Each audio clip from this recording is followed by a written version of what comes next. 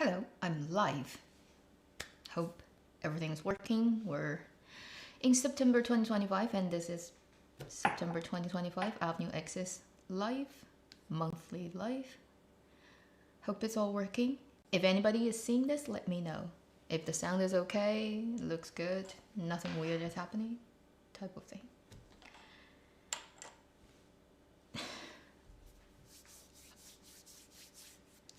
Oh, first person. Hey, Wesley. Good morning from Sydney. Oh.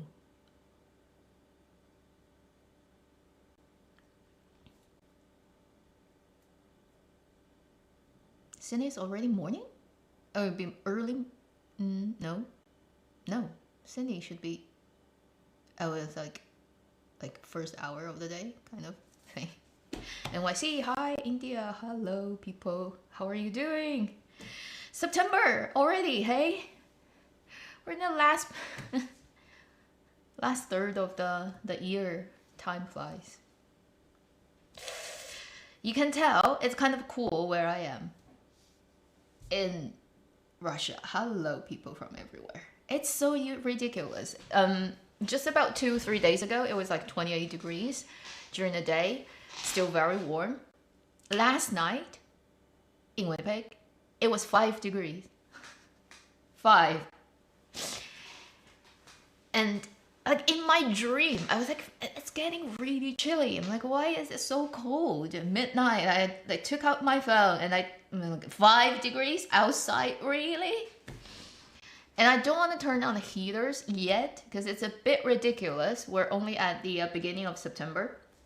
And it does look like next week it's going to warm up to again 20s, in the 20s during the day. Right now it's like 11 outside, so it's still cold. But we're gonna have like a 4 or 5 days of a little bit ridiculous weather. And I'm like, I don't want to turn on the heater just yet. But come on, 5 degrees? Really? Really? So this is after all, we're in Winnipeg. What can you expect? I don't know.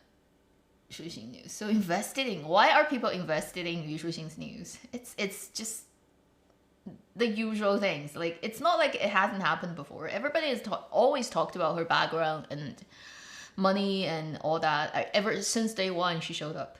It never actually went away. It's just like recently got like heated up quite a bit for whatever reason. Whoever is pushing it behind, right? They have their whatever purpose, but it's not news. Ever since she showed up, really since the iQIYI's like the idol show, already people were talking about that back then. So it's like nothing new. And this month I'm doing it really early because ideally I want to do it next week. But this week I've been so busy. I couldn't really sit down and make a video as usual. So that's why I moved this to now. And just trying to get something done, and it's been so complicated, exhausting, and taking so much time. So, and also like I've been watching actually a lot of dramas. I just don't have time to sit down, make a video, edit it. It takes a whole day to do one video. But that's like before that you have to watch the whole thing first, and then you have to like sit down and film it, cut it, subtitle, put it out. It's like a whole day. I couldn't find a day that I can actually make even one video. That's like how everything is like so we're doing live. Basically I'm cheating. Okay, I'm cheating this week. There's been a lot of gossips, yes, and there's a lot of other news. Oh, really hot in Utah. I mean, it makes sense where you are, and it shouldn't be cold now. I think where I am, it makes sense to get really chilly by the end of September. Like it starts to get really cold. That makes sense for where I am. But early September being this chilly is a bit too much. I mean, this year is quite weird actually, the weather. It didn't get very hot. It did get very wet. Like it rained a lot in Winnipeg, much more than usual. So that we have, even the trees got bigger leaves than usual compared to previous, how many years I've been here. This year has the biggest leaf size of every tree. if you've been looking at that tree for years, you know how big they grow every year. And this year, the leaves are like 20 to 30% bigger and darker than a couple of like all the years I remember, at least, because it got too much rain. Huge leaves.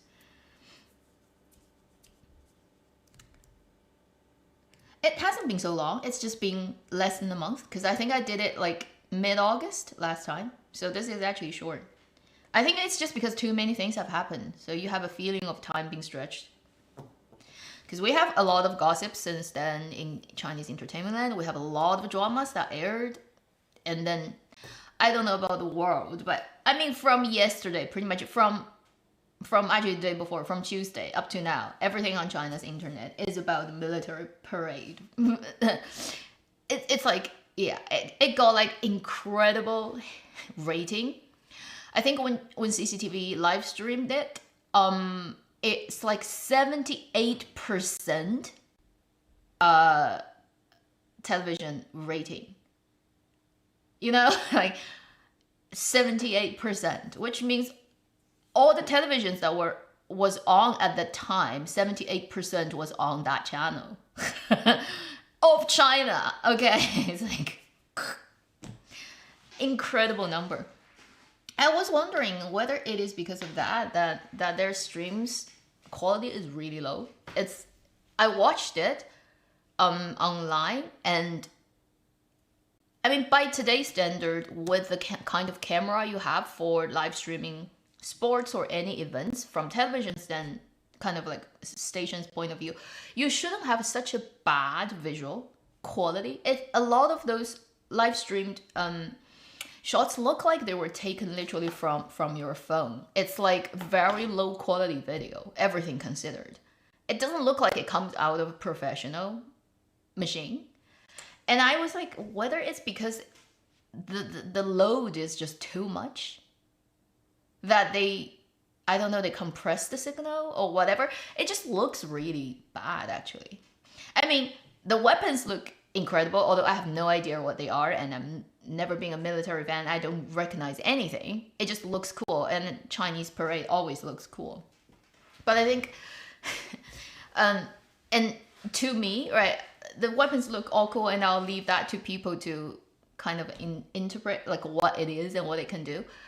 And I will be watching their videos too. But in terms of live streaming, broadcasting, right, into the kind of visual media world, I was looking at the live, and I was like constantly, I had a friend online, again, we're chatting, who's also in the industry.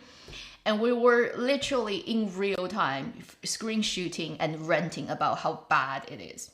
From a live coverage, camera angle, lens choices, white balance, overexposure, just like how you frame a shot. From all of those point of view, it was a disastrous live stream because its aesthetics and its quality was so bad. It was so bad. But again, that is the thing that if you know, you can tell. I know a lot of viewers, they don't care. Like they just want to see huge weapons and missiles and nuclear warheads, and that makes them exciting. And that's kind of the purpose of showing you what the weapons is. But in terms of like, from my point of view, how you shoot it, how you put the camera, how you sort of structure the whole thing, because it's basically in a kind of situation where you have like probably 40, 50 different angles, and then the person would be, right, the director would be in real time cutting, and then each camera setup, why you set it up that way, why you shoot it that way. From my point of view, I look at it, I'm like, oh, this only happens once in 80 years. It's never gonna get repeated in human history. It's just done once. And you capture that with very, very bad, professionally speaking, completely failing camera crew and design of shots and live streaming quality. It is a shame, and it's embarrassing. It is, from my point of view, looking very, very bad. I mean, the parade itself probably is really cool, but in terms of how it got presented on camera, I was like, 1 hour and a half of the parade, I literally rented from second one when they started live streaming till the last moment. And I had so many problems with it. I pretty much have problems with every shot and every camera setup and how bad it looks. From my point of view, I feel CCTV probably has a lot of 关系户. China Central Television, it probably has like, it's filled with nepo babies who actually don't do the job but have no clue about how to do it well. That's why it looks so bad. So it's absolutely painful to watch a cool, super, like, insane military parade that get butchered by bad cinematography. Basically, cinematography of this thing is so bad. Anybody watching this live stream who actually knows anything about it, like about cinematography and stuff, you will know what I mean, right? And if you've watched it, you will probably know what I mean. It's oh my god, it's so bad, so bad. It's like watching shitty Chinese drama that got shot with completely ridiculous camera setup, and it's the same thing. Like, I rant about Chinese dramas all the time. I'm like, you can't take the shot that way. I mean, what are you thinking? I was like that for an hour and a half, so it was exhausting. But that was just for the parade. Yeah, it's already happened. It's September the 3rd. So it happened where I am on the evening of the 2nd, Tuesday evening, North America time. It already happened. It's only an hour and a half. Very quick, very concise. And I mean, yeah, I think unless you're super interested in military weaponry, right, it wouldn't, you know, like you wouldn't get so excited. But for people who actually are into that, they probably are very excited just because of the kind of ridiculous things people can build these days. Review about it. I mean, review about just about it. Just basically, I will shit talk CCTV's live streaming. But so what? It's not like in China there would be another body that could actually take over that job. It's always going to be CCTV anyway. and yeah, I mean, if there are actually professional people who still work in CCTV, they probably know this too very well, but they can't do anything about it because people who actually get the jobs are probably all 关系户.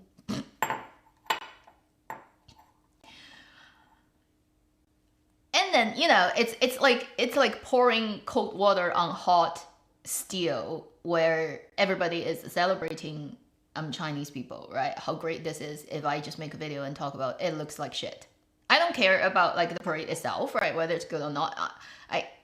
I'm just purely from a video production kind of standard point of view looking at it. I think they completely screwed it up, and it's very bad.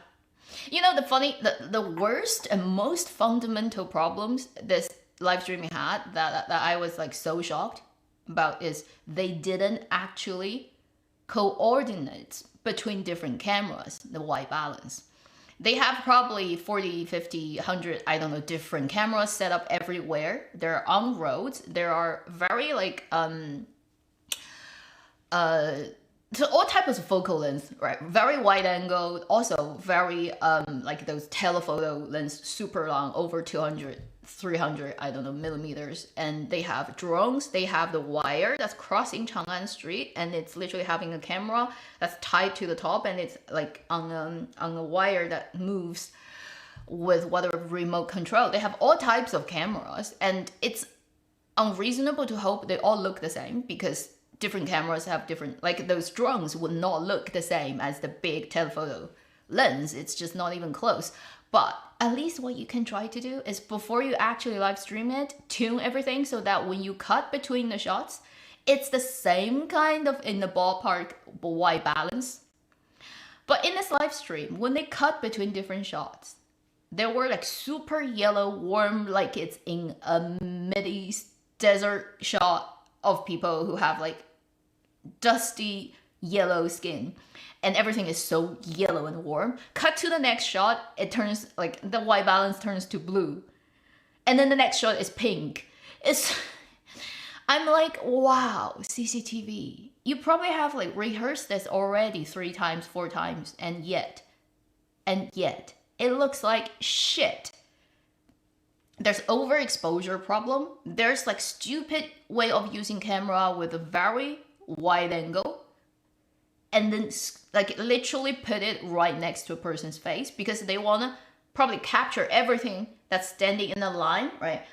And so they have a very wide angle lens. But when you have wide angle and then there is a object that's too close to the lens, it's gonna warp it and make it look very, very ugly.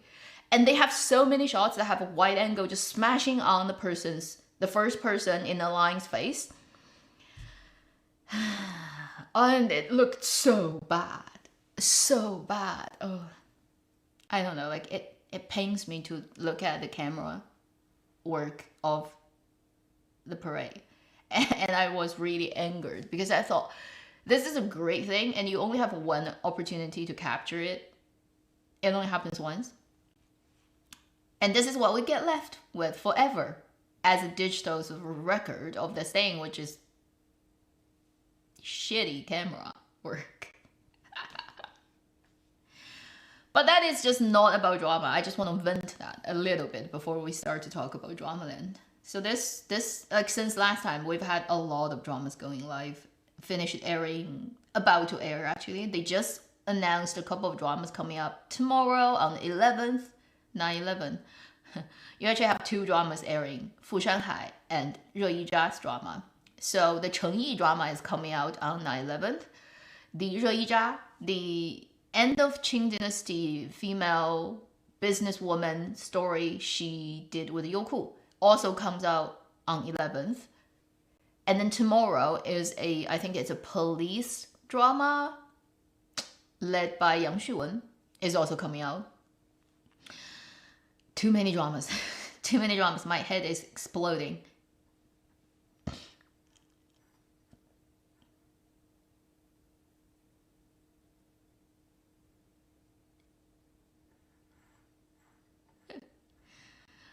We had to hear about military parade. I'm sorry. Why? Why is it sorry? I don't understand. What's wrong with it? People have very weird ideas about that. I think there's a big misunderstanding between Chinese people and internationally, pretty much in many other nations, about how they look at military parade. And I think it comes down to the relationship between civilians and soldiers in many countries outside of China is completely different from the relationship that within China. To the point it's kind of like two opposite logic. And for Chinese people, it becomes actually completely foreign and not understandable why most of the other nations in the world don't look at military parade or like military in a very positive way, even when it's their own military. And also vice versa, is for people outside of China to not understand why Chinese people like it or like feel so good about it. And it's fundamentally because the armies are set up and then functioning in very different ways in China compared to other countries. And China kind of has one unique way of that most other nations just never had or don't have that. And it's very hard for you to actually compute because it's really two sets of logics and mostly they're actually completely opposite. Best way to actually understand it is live in China for a while and you'll get it.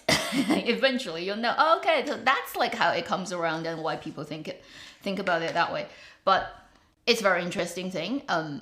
From my observation, since I've lived outside of China probably as long as I've lived inside China,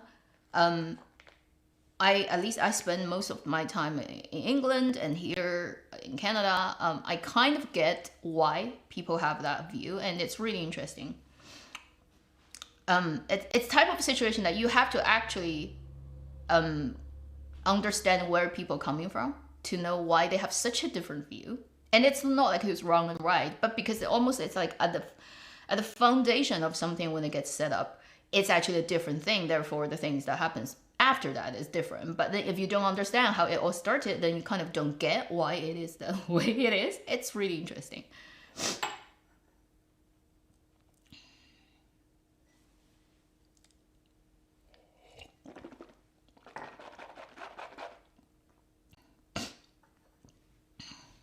China also actually doesn't have a big army. in comparison to its total population. It's tiny, actually. I mean, like, think about North Korea. It's tiny, and it has how many? Like, it has the biggest number of soldiers of any armies in the world, right?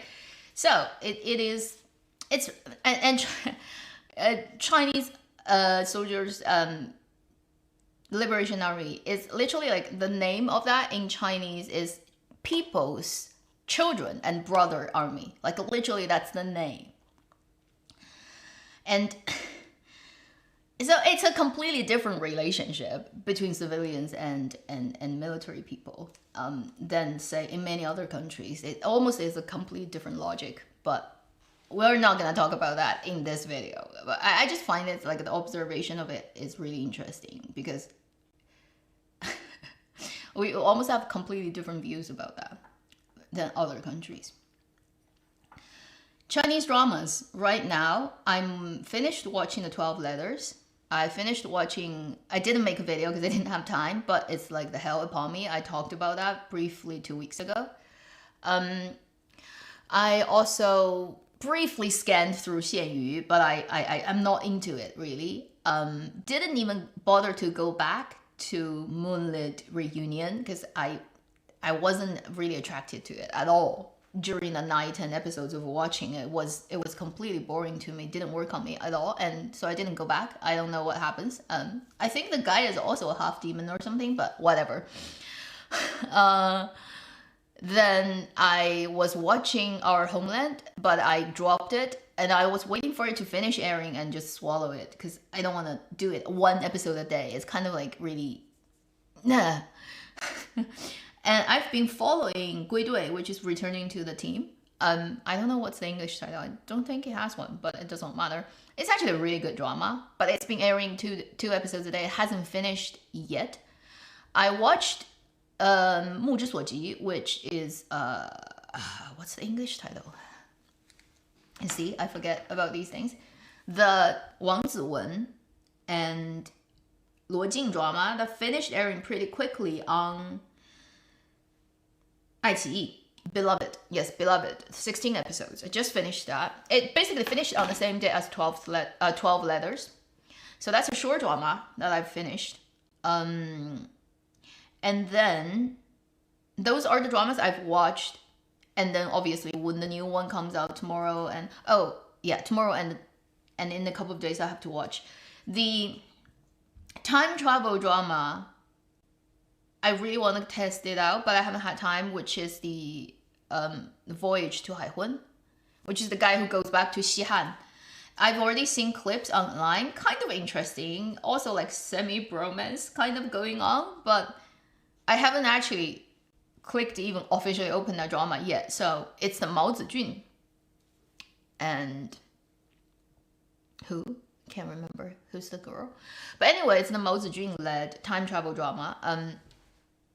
I haven't tried it, but I do see a lot of clips of like definitely like trying to sell romance. So I don't know if that's actually the purpose of doing it. I will try my best to get to it. Anything else that's ongoing? I think those are the ongoing ones. Anything else ongoing that I didn't mention?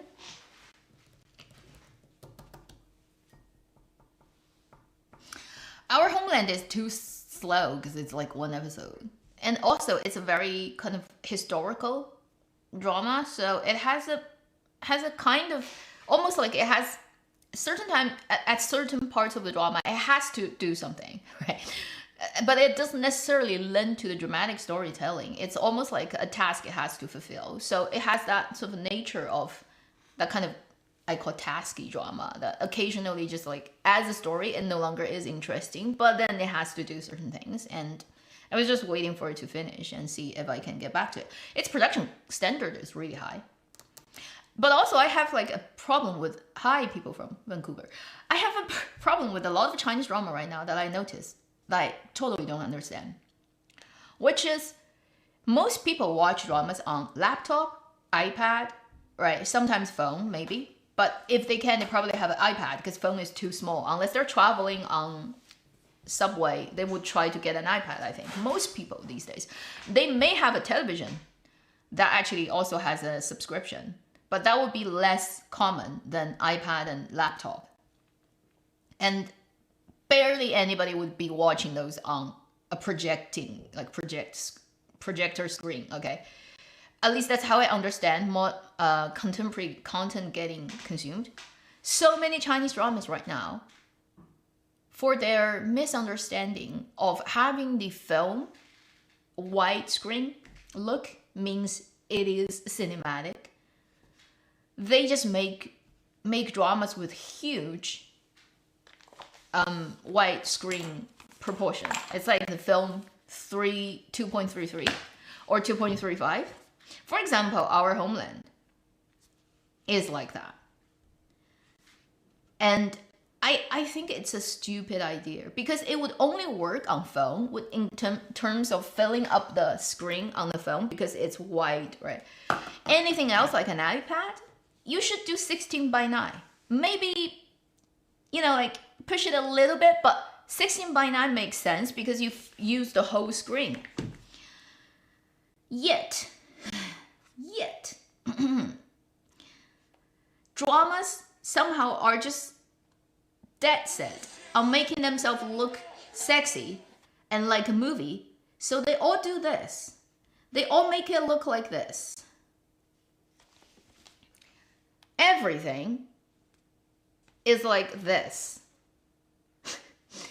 Tiny strip in the middle, huge black bar on top and bottom. And you literally have half of your screen not functioning, like not really putting any information out.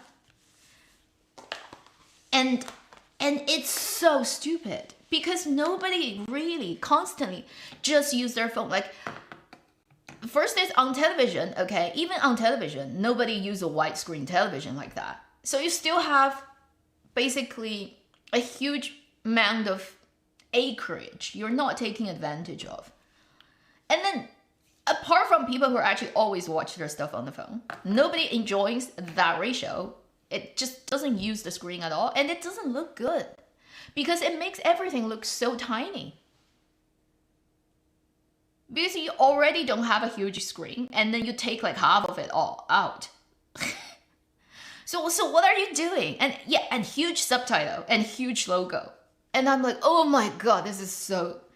I look at those dramas, I get like really, really frustrated and angry. I'm like, give me a 16:9, fill up my screen. Why don't people think, right? It's like, we want widescreen. You're not in cinema. Yeah, I have such a huge problem with this. And so many dramas stupidly choose widescreen. It does not look good on your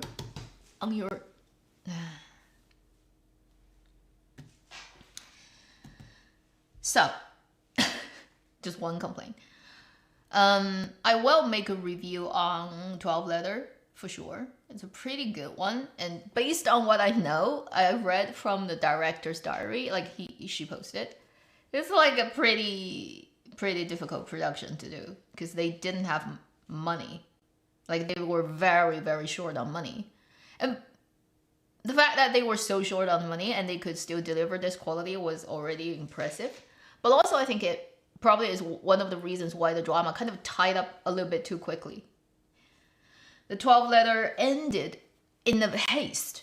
It's not like necessarily bad, but it could have been better. They could have spent like 5 or 10 minutes more to kind of tie up things more nicely and give you more information. Right now, the version is like it just ended. It's like you blinked and it ended. It blinked and it ended so quickly that you're like, It's like, did you run out of money completely so you can't even take another shot? Is that the reason why it looks like that?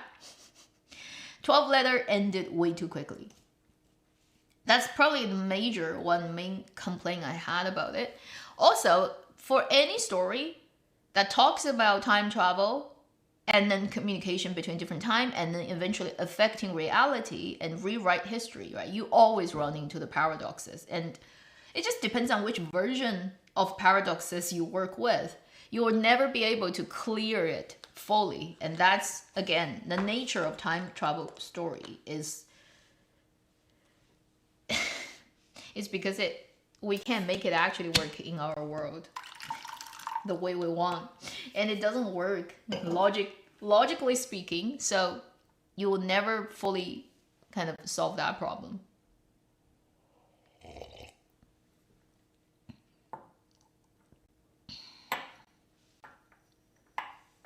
Today's drama with Cheng Lei. What is today's drama? Did he have a new one? It should be just Shadow Love, right? Shadow Love? Female general, Shadow Love, anything else?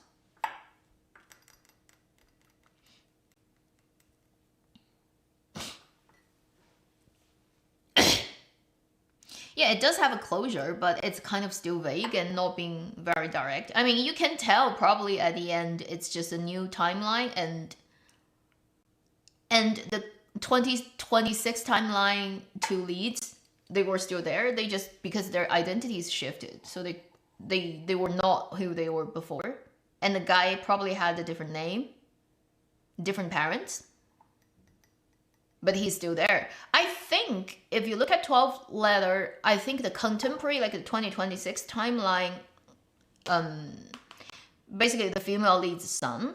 I think the drama didn't actually tell you exactly, right, who is his father and all that. But I can, based on timeline and based on the last shot, he probably was adopted too. I don't think he's a biological son of the female lead, because the time would not work out actually if you calculate the age and the time when this guy needs to be born so that the story can happen and he's of that age. It would not make sense for female lead to basically give birth to him that early. So that would make basically him also adopted by the female lead. Therefore, if timeline shifts and the male lead didn't go to prison and they stayed together their lifetime, the 2026 male lead guy would not die or not disappear, because he wasn't born basically out of her anyway to start with. He had probably different parents. He was probably an orphan and then got adopted by the female lead. That's why he still exists. But then because the female lead didn't adopt him, so he would not have the same name and have the same trajectory of life. So he would be living in a different place with a different identity. But in terms of like whether he would still retain a memory, we don't know. And in the last shot, you have him getting a letter that you don't know who sent it, or, you know, like, is that a letter between the female lead and male lead of the 2026 timeline? You know, do they have a second story? Basically, who knows? I think that's like the best explanation for the 12 letter. When I watched it, I didn't have any problem in terms of like the 2026 timeline guy is gonna disappear. I don't think they will let that happen, right? It would not make sense for this type of story. So I do think he never was biological son anyway.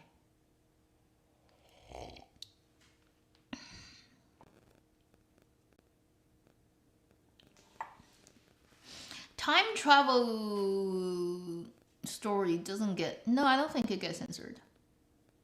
Rebirth, 传输. These days things are kind of like blurry. You can't quite tell, you know, like what is not allowed and what is allowed. I mean, just finished before that, Hell Upon Me is a time travel too. It's the two people talking to each other, not through letter, but through phone.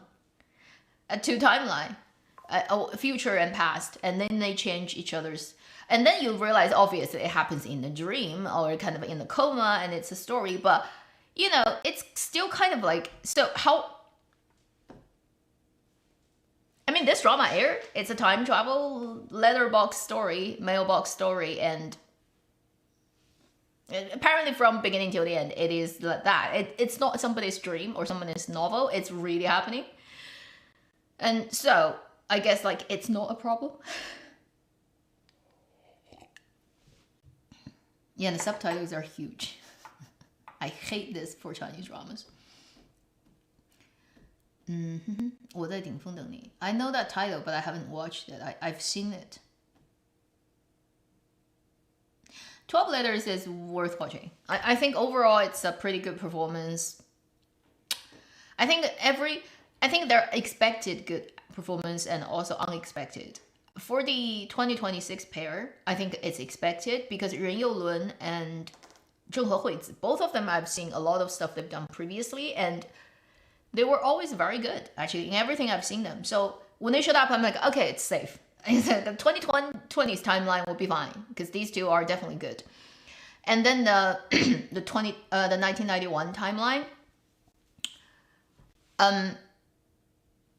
Honestly, I was most worried about Zhou Yiran. Less about Wang Yinglu, because she's played kind of like really unusual characters previously. She can do contemporary drama and unusual characters quite well. I don't think she works with idol period drama like Xian Yu that well, but she works really well in this one. So I actually wasn't worried about her performance at all. I was worried about Zhou Yiran's performance, but he actually did a pretty good job, better than I expected. So overall, the performance quality of 12 Letters is like everything is either as good as I expected or better. So overall, I'm very happy with it. And it's short. It's like 12 episodes.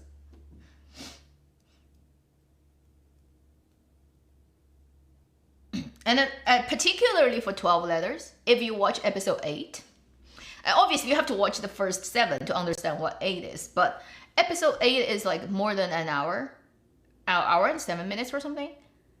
And it was like, it's the saddest episode of the whole thing, right? It's like a turning point. It's like a middle to like high point. And then the next 3 episodes are the 9, 10, 11, 12 are basically trying to wrap up what actually happened, because 8 actually had a huge time jump between something happens and then what happens later. In between those 2 parts, there is a blank part that they didn't really tell you what happened, and then they go back to tell you what happened in 9, 10, 11, 12.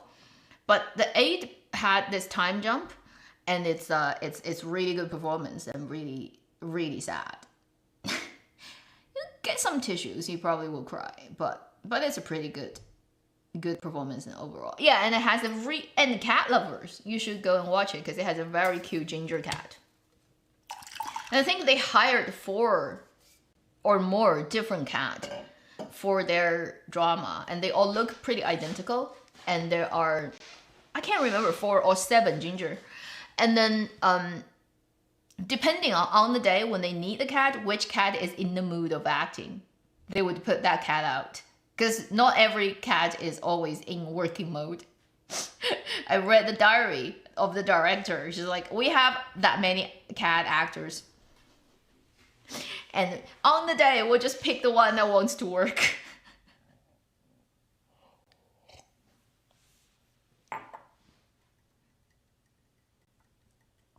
And also, the male second, you can say, male actor of the 2026 timeline, the actor in Youlun. A few years ago, he had a drama, 喵情许愿. I made a review on it. It's a IT romantic drama. Basically, he's a bookstore owner who falls in love with a cat, who turns into a human. Anyone still remember that one?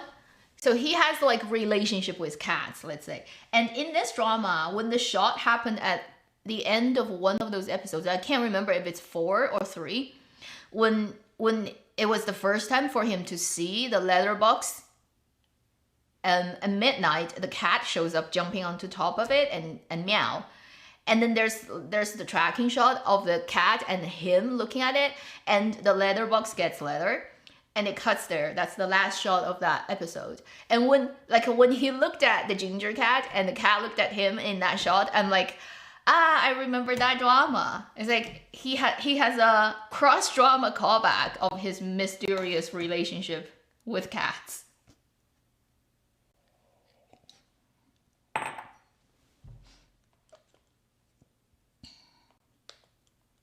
Make a wish, yeah. I love that one. That one is so sweet. And in that one, right, the girl is a white cat, I think. So in this one, it's ginger. So he's still in relationship with a cat somehow, magically. Should look up his chart. He probably has something to do with a tiger or cat. Yes, the post box was different, like number 1, 2, 3. I think there are different versions of how you explain that. It may just mean different universe. In a way, like if you're in one timeline, right, and then you changed it, so you ended up on a different timeline. So the mailbox would be have a different number. I'm just guessing that's like what they're trying to do, but they never explained it, and either they never really figured it out like themselves, or it's just too much trouble to explain it in the drama. Like you have to have people sitting down to talk it out, and it doesn't blend with the rest of the drama's plot, and they don't have money to shoot everything, so they just like leave it open, like the ending getting like really quickly wrapped up. But I think it may be a kind of clue for you to kind of get the versions of reality, basically. If you affect the reality, then you have a different number that got born on a different timeline. So the mailbox always have like they change their number, like 2, 3, 4. Then maybe that's the only way you can explain it. Only remember because of the Make-A-Wish drama. Yeah, I think so. Like, because I saw him like showed up. The first 2 shots, I didn't realize it's him. It's like until about a couple of more scenes, I'm like, oh, that guy. I'm like, that guy from that cat drama. Like when I realized it's that guy from that cat drama, I'm like, okay, it's safe now. Because Zheng Huizi, she's good, and I know she's good. I don't worry. And then he shows up, and I realize, oh, it's that guy from that drama, and then it's gonna be fine because he is a good actor too, based on what I've seen previously, right? So I instantly felt good. I was worried more about the 1991 pair, but surprisingly good. I think Zhou Yiran. I think in this drama, the most surprising thing for me to see is him being a relatively young actor and not really that well known, and definitely not the type of genius like who came out the first time on the scene and everybody is saying, wow, future kind of like Oscar winning guy. He's not that type, and sometimes you even feel like he's just like another traffic young actor. But in this one, he did manage to actually convincingly play a quite big age gap between the beginning of the story and after episode 8, right? At the end of episode 8, you'll see many years later. And he managed to actually make it quite convincing when he plays somebody who's older and in a kind of different, like part of his life, quite convincingly. And for certain sort of very emotional scene, I do see like he has potential of. I do see like he has. If there's good script, good direction, and he works hard at it, I think he has very good potential for being on big screen. Cinema screen, not on television. Because surprisingly, when you get rid of all his bands and it's just a buzz cut hair, he could actually look quite. I wouldn't say like shockingly handsome or anything, but he looks quite story heavy. I don't know if people get that. Particularly for cinema and for big screen, you don't necessarily have to be stunningly beautiful. I mean, ideally, obviously, but a thing that will make you a very good cinema actor is you have a face that has story. It may not be super handsome or pretty, but when the camera is on you and when you get like magnified in like times and times, people look at you. You don't have to do anything already. You're kind of like telling a story.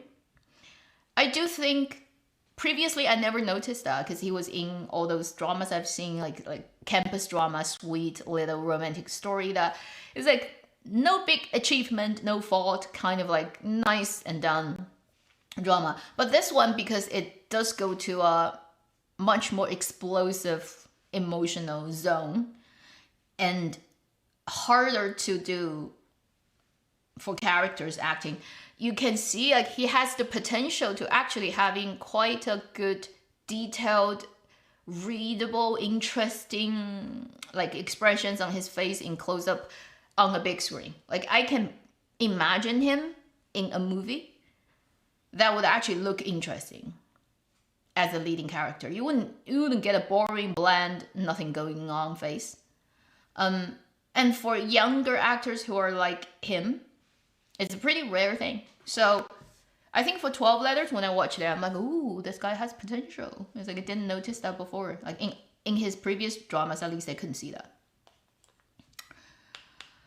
In this one, you can tell. Like, go and watch episode 8, basically. You watch the whole episode 8, and you'll know what I mean by he actually is much more... you feel like he has a lot more potential to get discovered than, say, an average, young, and good-looking idol drama, land traffic actor who are like... 出道10年, 一成不变, right? It's like... debuted 10 years and nothing happened and nothing changed. I do feel like he has potential.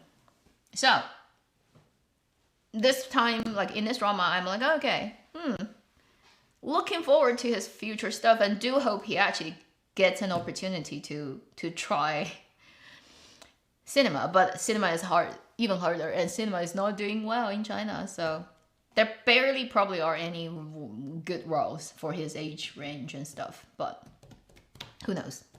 If you live long enough, 活久见, right? You eventually see it. So that's 12 Letters. I probably will make a review on it at the end of it, like next week, hopefully. The Beloved on iQIYI, 16 episodes. It's a crime drama. 罗晋王子文. I finished watching it. I would say, unless you really like these two people, probably can pass it. It starts pretty well. The first couple of episodes, when they set up the murder and everything, it's like kind of pretty well. And then it starts to quickly collapse into a 青春疼痛文学. The literature of painful youth. With a lot of slow motion, a lot of sad BGM. And going on that it's too much, and then it ended up being just like an act. It's like a criticism. It's like an essay of criticism on bad family member relationship and how it can screw you up in your life. And I'm like, I thought I came in for a crime drama from iQIYI 迷雾剧场, right?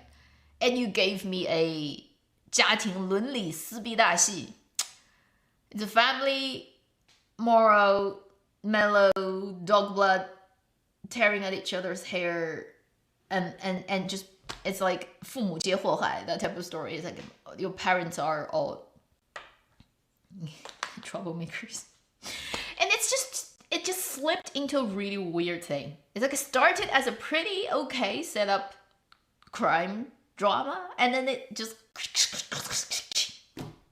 like that, and I'm like, so I wouldn't recommend you check out The Beloved on iQIYI with Wang Ziwen and Luo Jing, just because I think you're gonna get disappointed as time goes on. You'll feel like I watched 16 episodes for what? So I wouldn't highly recommend it. It doesn't have bad performances, but on script level, on story level, you get to the point where you think, what's the point of this whole story? You really will ask it. Okay, at some point it's like, okay, I've seen enough. I know what you're doing, and what's the point of this story? Why do you even bother to tell it? Why should I spend my time watching it? What? It's like it doesn't actually give you anything. So it's like it can exist, but if it doesn't exist, it really is not gonna change anything. It just it doesn't contribute to any betterment of anything, really. So that's the iQIYI one, 16 episodes. Wouldn't really recommend. But if you unfortunately have watched it through, then you are the unlucky few. Because I don't think that drama actually get noticed at all. It went live quietly, it finished airing quietly, like 3-4 days, and done. iQIYI is a mess right now. So not surprised at all.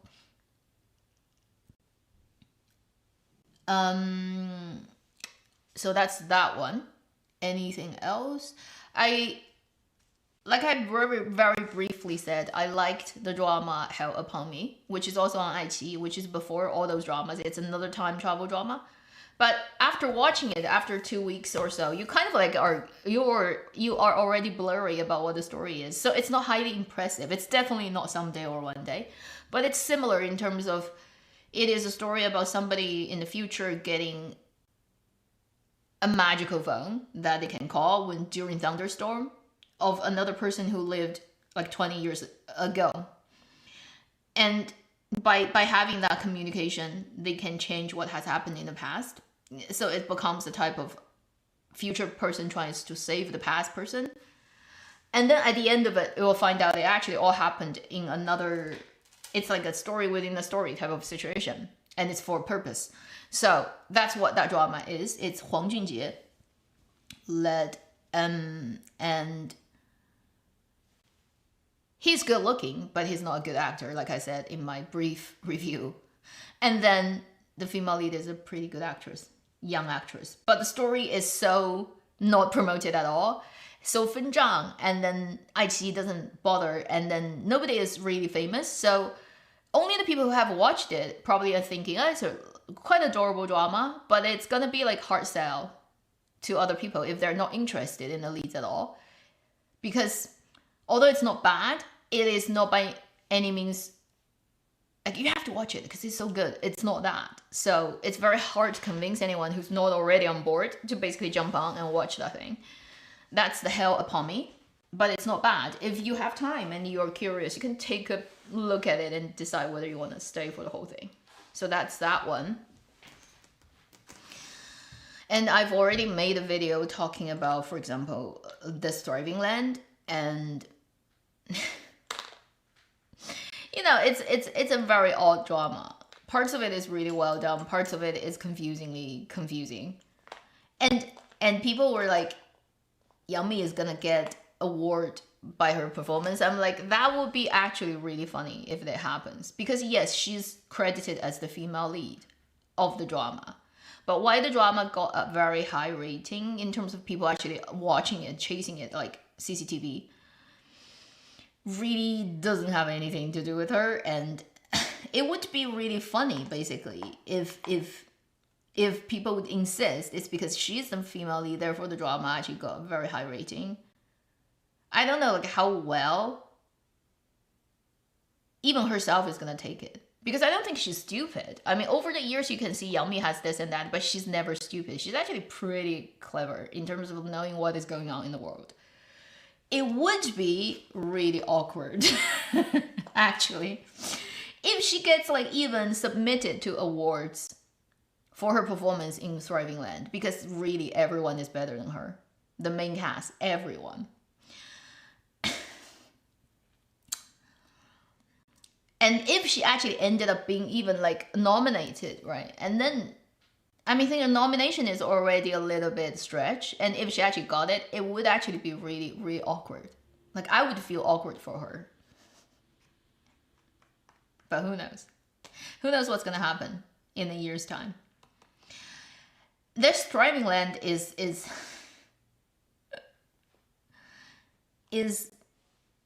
highly questionable in terms of its motive and why people would write stories in this day and age like this.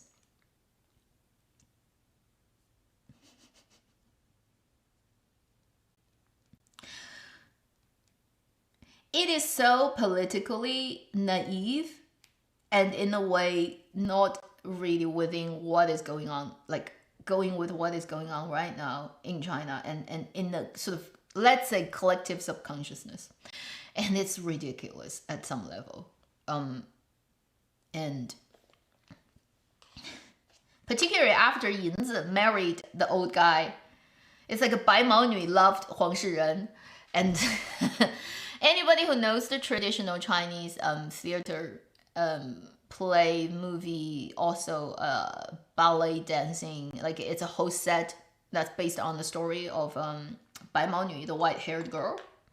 Right? Anybody who knows the origin of that story and how it came to be and how influential it was, let's say after 1949, after the founding of China, for a couple of decades, really even leading up to 80s, 90s, it's like one of the best known stories.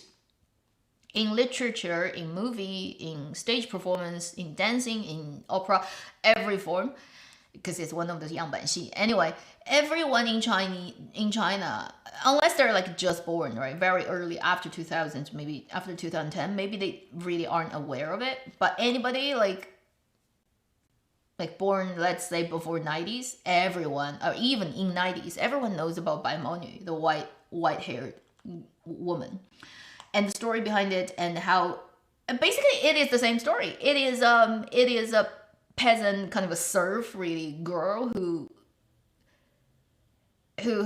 was like fully exploited by the landlord in every way imaginable, until like she had to run into a mountain and hide, and for years living there like a wild person, therefore all her hair turned white. Like that's that story. And basically Yinzi is the Bai Mao Nu. And then Ning Xuexiang is Huang Shiren, right? And then in this version, it's like a happy big family. I'm like, oh my god, that is just ew.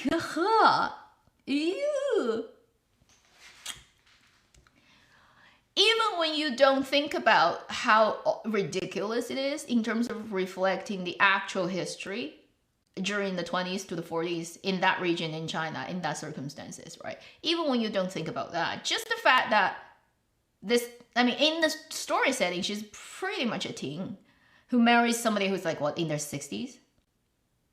Like you think it's, oh, it's all good. And it's great, and she's gotten a great life now. She at least she doesn't starve, and she has a baby, and she controls the landlord. She's like, they're playing SM. I'm like, oh my god, this is so that is just way too ridiculous. Way too ridiculous.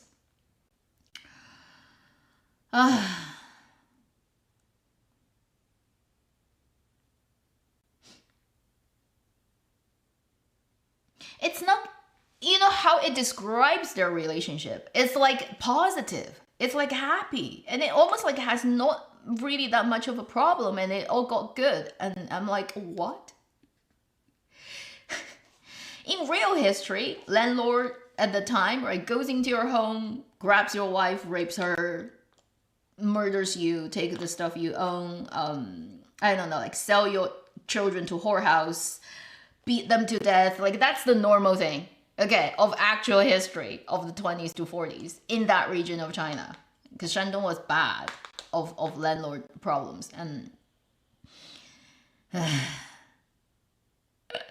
it's like a dreamland story that is so idealized and beautified and romanticized that it's just funny to look at. And you cannot really blame a lot of audiences, people who watch that, question about the author's motive. It's like 给地主招魂, right? It's like trying to whitewash the terrible things that actually went down in history, and why basically all the land reformation had to happen. And it's quite, it's China, come on, it's People's Republic, okay? Can we just like put that in perspective? So I mean, if this drama gets questioned about being fanzai, which I mean, I wouldn't really blame the audiences, because I looked at it, I'm like, oh my god, this is too much. Like, are these writers stupid? Why do they do that? Yeah, I don't know. It is true that entertainment and the 文艺圈, this circle is filled with fanzai. Filled with in a sense, traders. And it's famous for the Chinese cultural circle to have this kind of people, and a lot of people, and actually from a very prominent kind of family who are in this business from generations ago. And it's a complicated historical thing that, you know, you can make a PhD on studying it, but watching it unfolding and still being like going on these days, but then also watching how general public reacts to it is really interesting. I think I've seen, like, since I was born to now in my life, a huge, Like almost like a full, it's like a huge change of the views of the world that the Chinese people have. And it's a very big shift that happened within the last couple of decades. That's quite an interesting thing to observe in human history. Although that would be too complicated for Chinese drama currently to digest. It cannot even do the basic things right, like not putting giant subtitles and not do widescreen. Or like making sure white balance is consistent throughout different shots of the same freaking scene. If you can't even do that, you can't do... No, it's not that. It's actually the reverse. It's from the 80s up, because of the economy shift. I think 80s, 90s are probably the most kind of like eager to open up era, which resulted in a lot of things, resulted in people growing up in that time having a very, very positive and ideal perspective or projection on the West and everything. Whether it's ideology, it's economy, it's like culture. I mean, for a long time, from the 80s pretty much until early 2000s, up to like even to 2010s. For example, the West as a whole, like the idea of the West as a whole, often is viewed very, very positively within China by Chinese people. It's like the better place in the world, right? You go like study abroad. Like I went to England, right, early 2000s. And it's like I don't know, there's this very, very rosy filter really on United States, UK, all those Western countries, Western European and America, pretty much. I think that filter was pretty much from 80s up to mid 2010s was still in function pretty well. It's after mid 2010s to now, the recent 10 years, it started to turn. And pretty much starting at COVID, it had a huge turn. It's like a 2020 really, it's like, did this to the collective consciousness of Chinese people. And so after 5 years now, it kind of completely got turned around to that rosy filter getting completely shattered, completely into pieces. And now, the younger people, right? People who are in there, say, from their teens to the 30s right now. So who were born after 80s or born after 90s to, let's say, 95. For this group of people, and even younger people, right? First is there's no that kind of previous generation of people have a little bit like low self-esteem as a Chinese person compared to a Westerner. Really, that's always been there. I know that very well. This young generation is like, don't give a shit. I don't think you look cooler than me. And I'm like, and most of the younger people actually think the West is ridiculous. And then actually, they basically turned that kind of mental projection, like the view of the West, completely around in the last 10 years.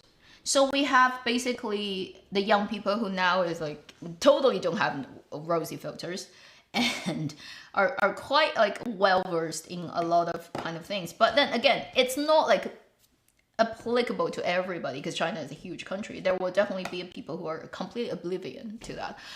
But I'm talking about probably getting a lot of information, having access to a lot of information, getting a relatively good education background young people these days who basically have access to everything, right? Internet, everything. They know what's going on in the world. They're like in sync with what's going on in the world.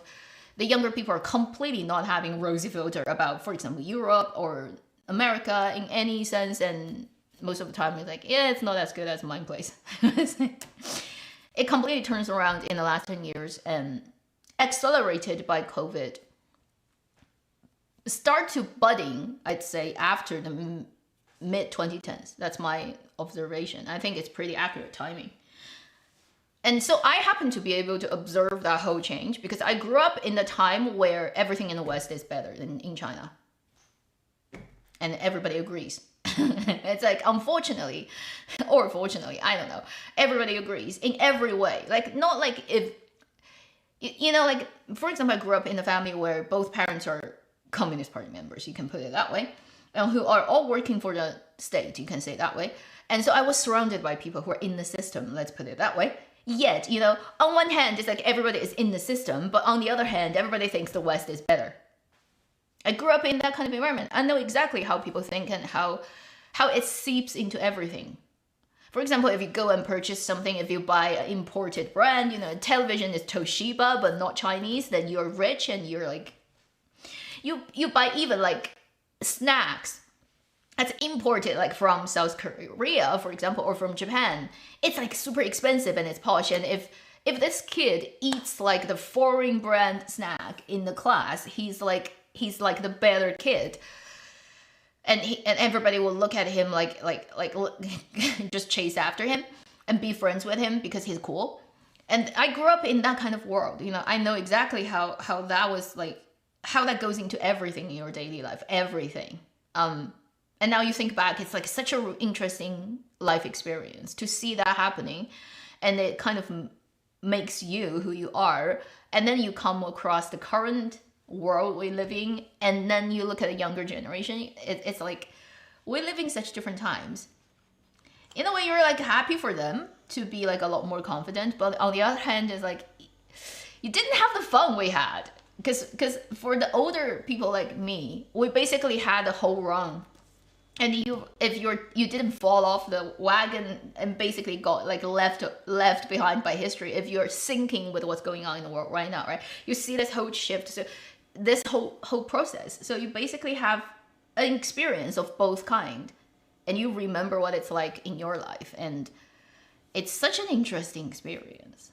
In terms of how, like looking back, I think it's like how you look at something, your perspective can actually warp your reality so much that you can say the hard reality probably always is like that, but just because of how you approach it, it can be such different experience in things. So that's a really interesting thing, but it has nothing to do with drama, and somehow we ended here. Somehow we ended up here. How weird.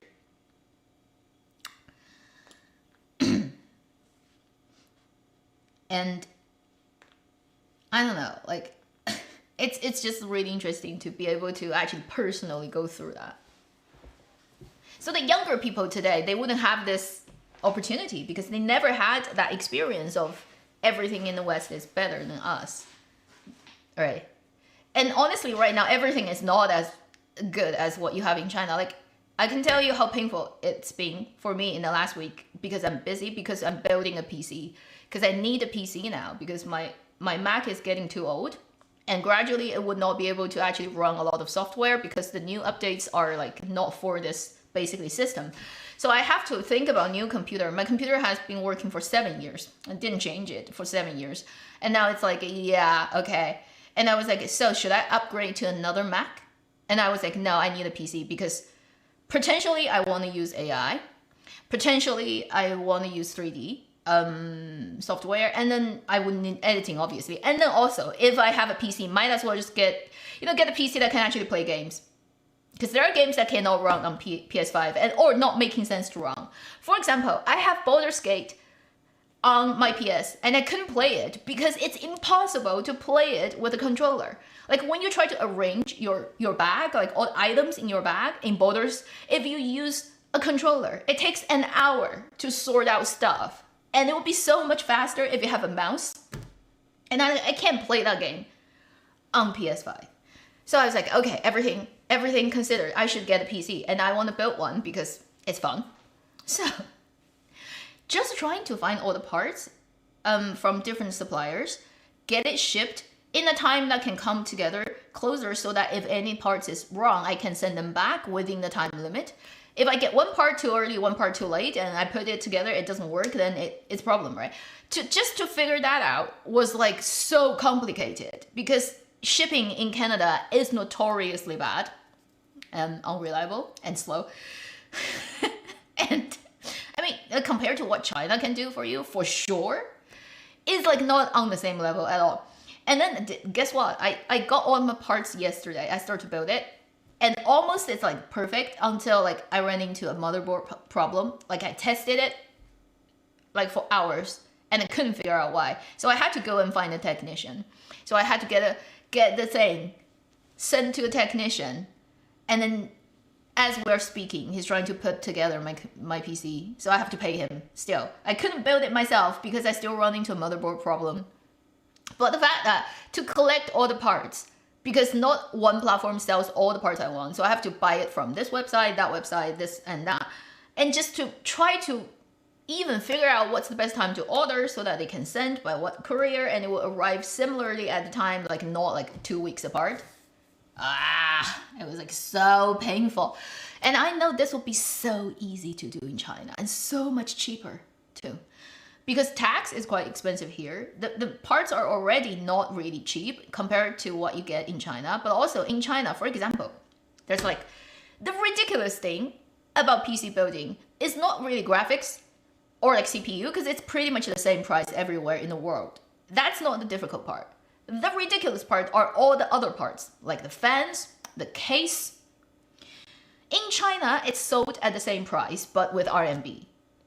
Here, it's with Canadian dollars. So, in China, a case is 100 RMB. Exact same case. Here is 100 Canadian dollars. Again, so expensive because everything is made in China. And then they export and Canada imports it. Because you don't have a factory that can actually make it cheaply in Canada, because you don't have the full industry streamlined to make things cheap. So, like the fans, the cases, all those things are 5 times more expensive. And then you have plus tax. And then, you see, like when I try to put it together, my motherboard doesn't like me. So I have to actually go and get a technician who would have to charge an hourly rate to build my PC. You know, like the same PC, exact same thing. If I build it in China, it would be done in 1 day. Like literally, I can get a part in 1 day and get it built probably with like 100 RMB and it's all functioning and it's all fine. And it'll be like, I want to get the PC done tomorrow. I got it done. The 3rd day, I'm already working on it. Like that's the efficiency of things getting done in China. And it's not even like you have special treatment. It's like the daily standard of what you get when you live in China these days. So, you know, these things make you feel like... That's why the youngsters of China today, everywhere, if they go out of China, they go to any other countries and they were like, it's so inconvenient. We don't have anything here. How does this even function? Because Chinese people are spoiled literally by how fast things have developed and how easy things can get done in China now. And cheap and quick.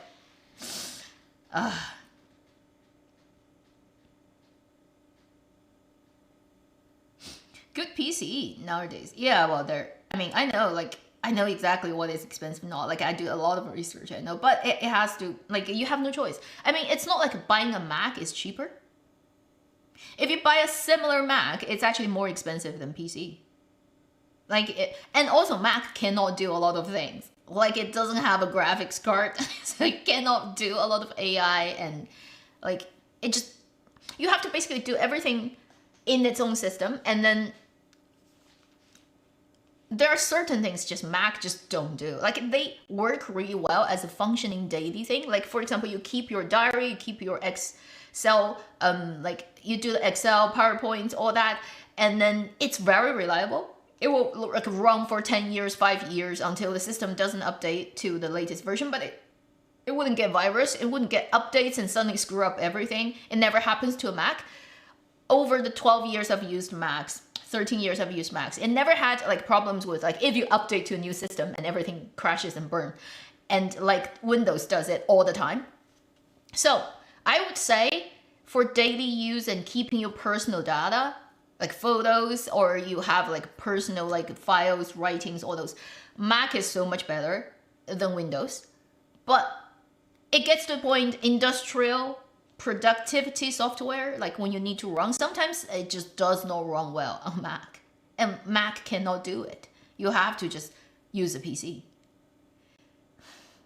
So it depends on like how you wanna think. So I'm gonna basically have two systems in my home. I'm gonna have still my daily sort of use on Mac, but then PC will be very specifically sort of located to gaming, maybe in the future editing, because DaVinci Resolve's latest version is no longer functioning on my Mac because my Mac is too old. It doesn't even like run. It tells you your Mac is too old, you cannot run it, and you cannot update the system to the latest either because your Mac is too old. So that kind of like stops there.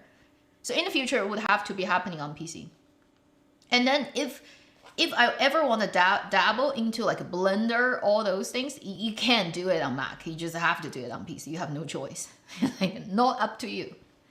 And then there are many other specific industry software that can only do PC. So that's kind of like the...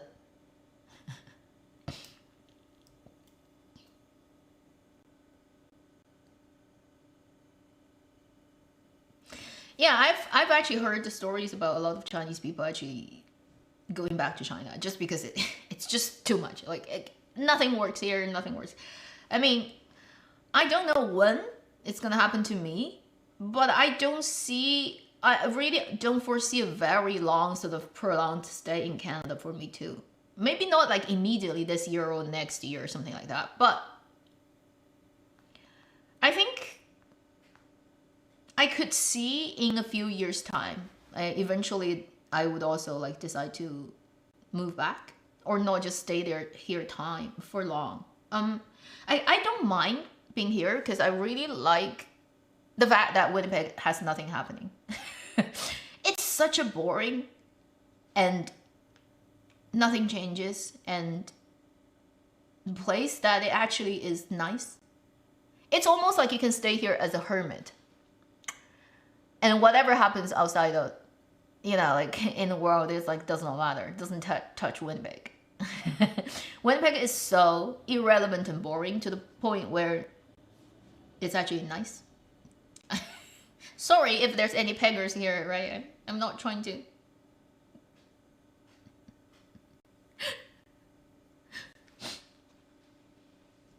And it's not meaning to say there's nothing actually cool in Winnipeg. It's just if you're not in those circles of people, you'll never get in contact with them. Like, I used to work at a company where basically it's run by a person who is a local pegger, generations. So she has basically a lot of local ties with different family members, friends who have all kinds of businesses. So she runs a business and it actually runs really well because most of her clients come from reference and people who are in this network of people. So if you know the locals, you know who's doing what, and know the old industry that's being founded here, you actually can do a pretty good job. Like, there are hidden millionaires in Winnipeg who have like actually really incredible houses and things that I happen to be able to see because I used to work at a branding company where the owner is a local pegger and she gets very high-end client. So she goes and take photos of their house. I'm like, this kind of house exists in Winnipeg? Where? I've never seen it. Like, it's like high tech, completely like AI run. Like it basically is like Tony Stark walking into their house and talk to the house, and the house will do things for them. And it's designed in this super pretty, modern, filled with high tech. And like, I look at her photo, I'm like, this house is in Winnipeg. She's like, yeah, rich people. I'm like, okay, but it's like, if you're not local, you're not in the circle as an immigrant, right? Like, where do you even get in contact with these people? You don't even know they exist. You'll never find them. You don't know where they are, but they're in the city and they run like really high profit businesses that you never heard of. So that's the kind of thing about like a city as irrelevant and as boring, and most people outside of Winnipeg has never heard about Winnipeg outside of Canada. I'm saying, okay, if you're in Canada, but if you're Chinese, go and ask people, have you ever heard about the name Winnipeg? 99.99999% of people will be like, no. So to the rest of the world, it's almost irrelevant. But then it's like, actually, if you don't know where you're looking, you have no idea about what are hidden here, right? So that's another thing that's really interesting about being in a place like this. Yeah, I don't know. We shall see. We shall see how, for example, YouTube develops. We shall see how China's internet develops, whether it's gonna ever open to YouTube. I think at some point when YouTube becomes irrelevant and not cool, Facebook has long been uncool. Instagram is kind of irrelevant too. I mean, TikTok is the biggest thing, and I mean, China has its own version. I mean, to the point when whatever the Western social media does, it's no longer relevant to Chinese people. We don't even bother using them, even when you open it up. We're like, yeah, it's not cool, we don't want it. At that point, it will be opened. It will be like everybody can access YouTube, yet nobody cares about it. I think, okay, maybe. Also, because the Chinese YouTube, I think a lot of that is like Taiwan around, because China doesn't have an official kind of like, you know, like inlet of YouTube. If something happens in the future, you know what I mean, then also YouTube can have a Chinese version. Because now we're one.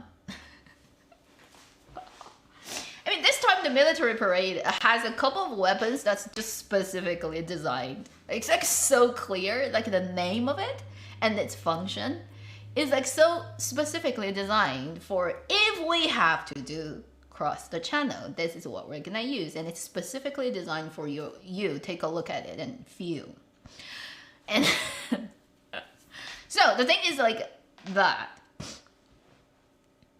everybody hang on, like keep alive, keep being alive for another 5 to 10 years. You're gonna see a very different world.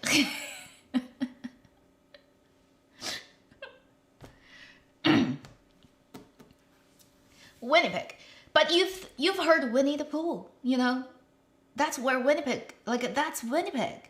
The bear got named Winnie because it's based on a bear from here. So maybe people don't know about Winnipeg, but they know the bear.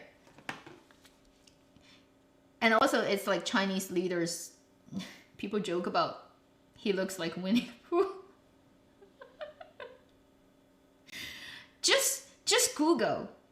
Just Google Winnie and you'll know.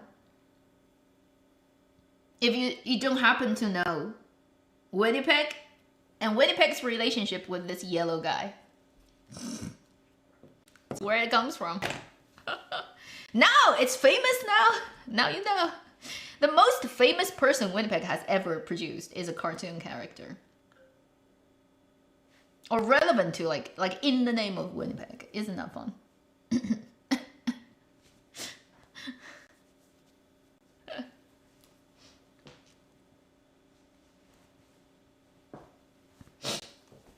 No, I don't think WW3 is going to happen. Like the localized wars are always ongoing at different spots of the world. But to the point of WW1 and 2, not going to happen. Because the problem with that is these days, human weapons have gotten to the point where if you ever got to that kind of war, it's like everybody is like annihilation. So in a way, you are never going to get a winner or a loser of that type of war, because everybody loses at the end. It's not going to be like this first and second, right? Because we are at the point where if we really want to go at each other, it's end of everything. It would be like, boom, we all go back to Stone Age. I mean, the people who got left over, they're not fully killed. It's like, okay, we leave like what, a couple of millions of people still like crawling on the nuclear wasteland and somehow didn't die or mutated into another species. But it's Stone Age. So if we do that, it's Stone Age. So it's kind of like pointless to even try to start it. Because, you know, like, you want to start a war and you think you're going to win. The thing is, no one is going to win. Everybody is going to lose. And it's all just going to be...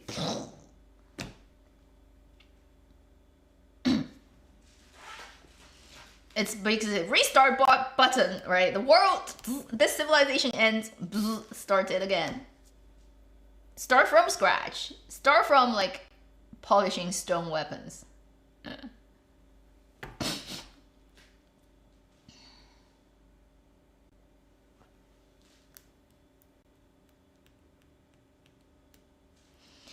No, I don't think it's resemblance to the pen. But people still use that. Like you can buy stuff like Winnie the Pooh. It's not banned.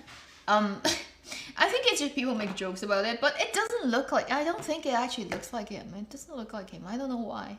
He doesn't even wear brown or yellow.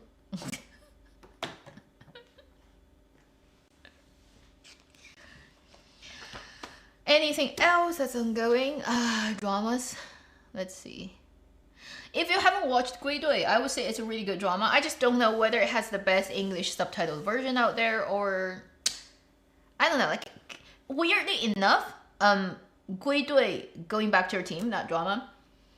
Although it's like everybody is so covered in dust and dirty and completely just like terrible looking, there are actually a couple of really good and handsome actors. Even when they get like dressed down to that point, they still look really, really hot. But unfortunately, a lot of them, like they die one by one. But if you like I mean, actually, 归队 is really fun. Jiang Xin is brilliant in this drama. She's as good as she always has been. Hu Jun always has been good. Li Naiwen is very, very good too. And then a couple of other actors like Li Junxian, Ren Bing, they're all very good. 归队 is actually really good drama. And it's actually surprisingly, although depressing, but also fun. Because it's talking about 东北抗联, the northeastern, the anti-Japanese kind of like army that started fighting in the early 1930s. And basically they did 14 years of struggle, which is longer and harder than most other parts of China. But anyway, that story is about those people. And it's really well performed and actually quite fun. And actually, weirdly enough, 好磕, because it has a couple of couples in the drama that are actually really shippable. I found it's really weird to talk about a 抗战, 抗日战争 drama in this way, but it's actually in many ways really funny. And there's quite a bit shippable element in it. It's fun, but it's not the normal thing. 归队, I don't think it has an English official title. GUI, DUI. So if you spell that in pinyin, it's on Tencent. It's returning to the team. It's basically a group of soldiers in the 东北抗联 in the 1930s. During a battle, they got scattered. So they try to get back to each other and then try to find their big main sort of like group of their army. And that's the story, really. And all the difficulties they have to go. So it's like a road movie for different people. It's like everybody goes to a different way and they have to go through different challenges and trying to find their teammates.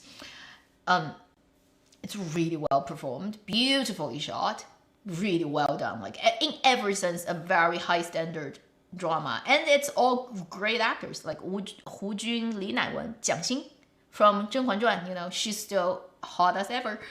And a couple of actually really hot guys. Although their teeth are all yellow and they're covered in dust and they're dressed in like completely dirty clothes and yeah, the hair never gets washed, they still are very, very hot. The Long Way Back, oh, maybe that's the official translation.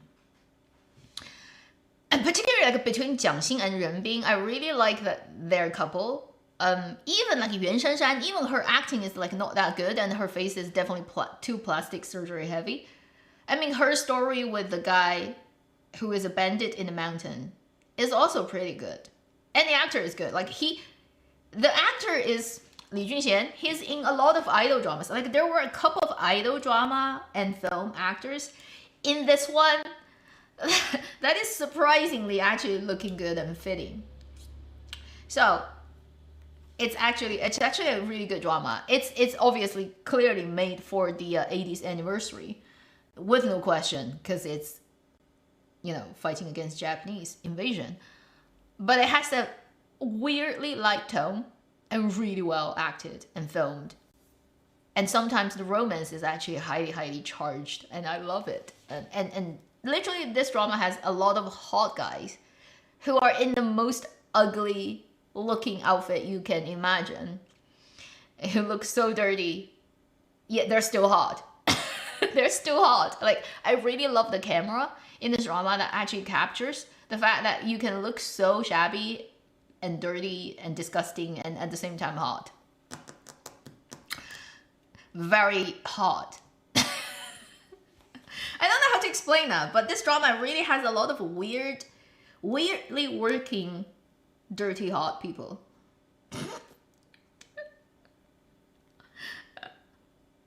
And because I didn't look at the casting when I got in, and I just keep seeing those faces, and it took me a while to recognize, oh, it's that person, because they're so dirty, you can't tell.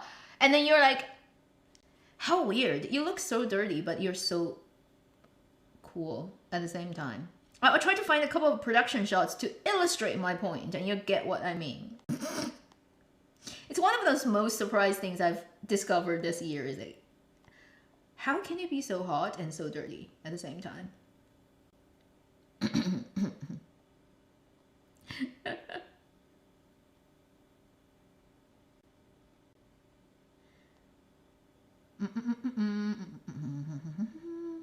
They have some good production shots. I'll try to find a good one. Come on.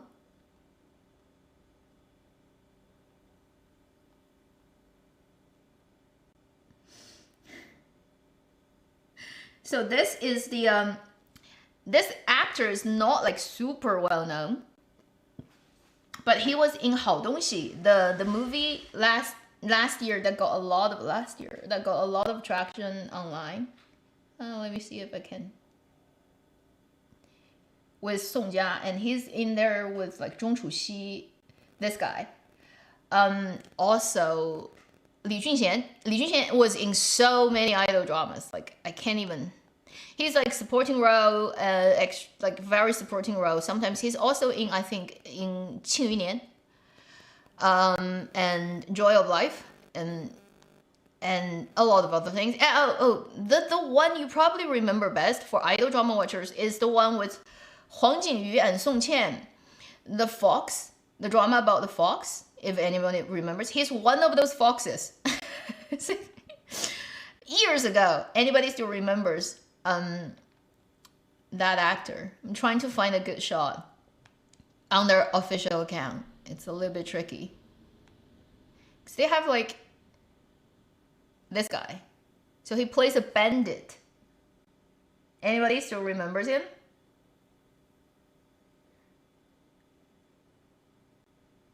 So these couple of guys actually are super like idol drama like in the previous stuff, and they're very handsome, but then they end up in this one, and surprisingly looks good.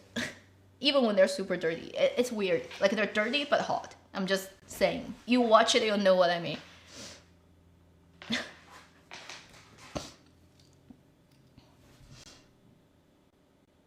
Oh, that's weird. Fingers are beautiful. Fingers are fingers. Like, there's no face on fingers. They're just fingers. And also, like, this hand looks better is because I have longer nails because of the chin. This hand doesn't, so it will be shorter. It doesn't look as pretty.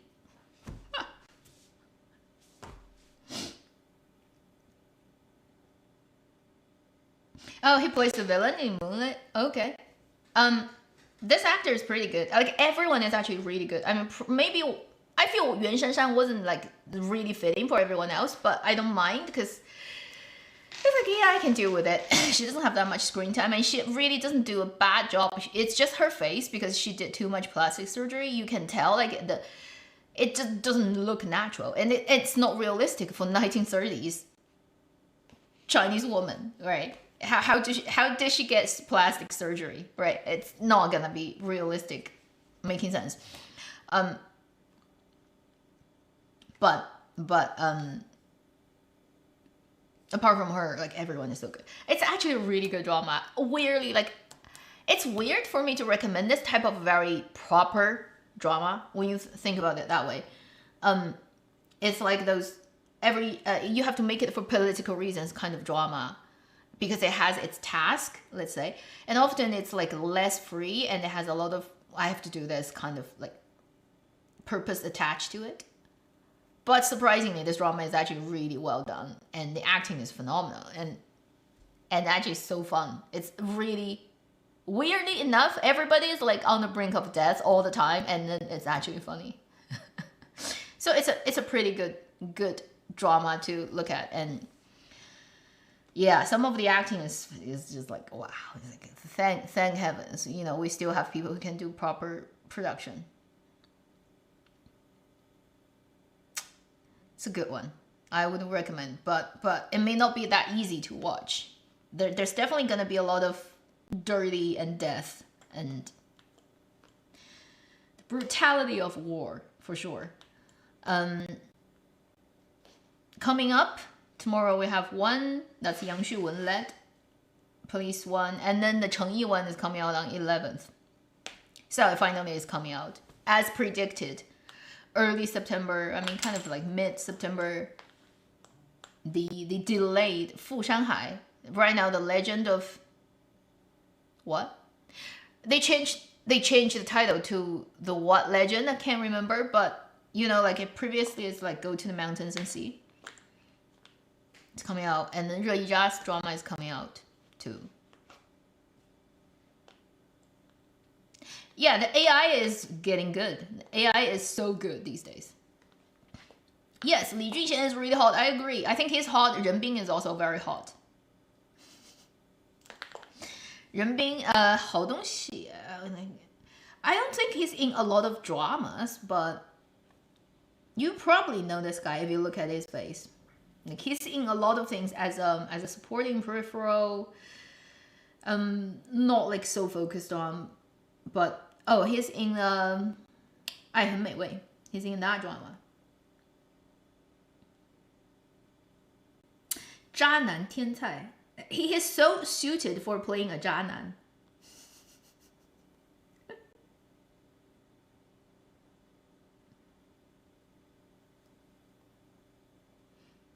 This guy. I don't know if people can see it well because I don't want to adjust the focus again. I'm on manual.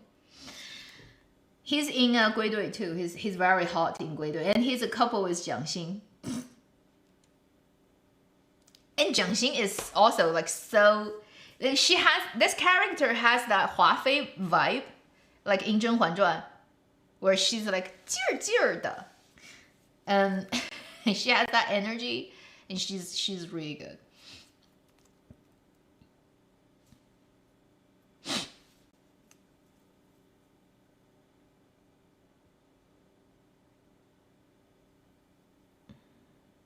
Re Yi, yeah, Re Yi is a pretty good actress, and her sort of like personal legend kind of drama basically of a woman businesswoman of I think from Qing Dynasty to Mingguo.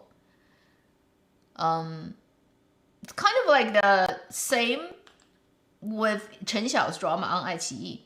It's like the tycoon, the businessman. It's the businesswoman one. And we shall see if that one also airs really well. What else? 雨尽长安 didn't watch it. Watched a little bit and it was like, so weird that I didn't continue. I don't know if it's like okay later, but it's so weird. I can't keep watching. Shadow Love. And I think the Chinese pretty skinny, like less than 90-pound actresses should stop trying to play generals in armors. It's ridiculous. Don't do it. It's no point. Like it's just,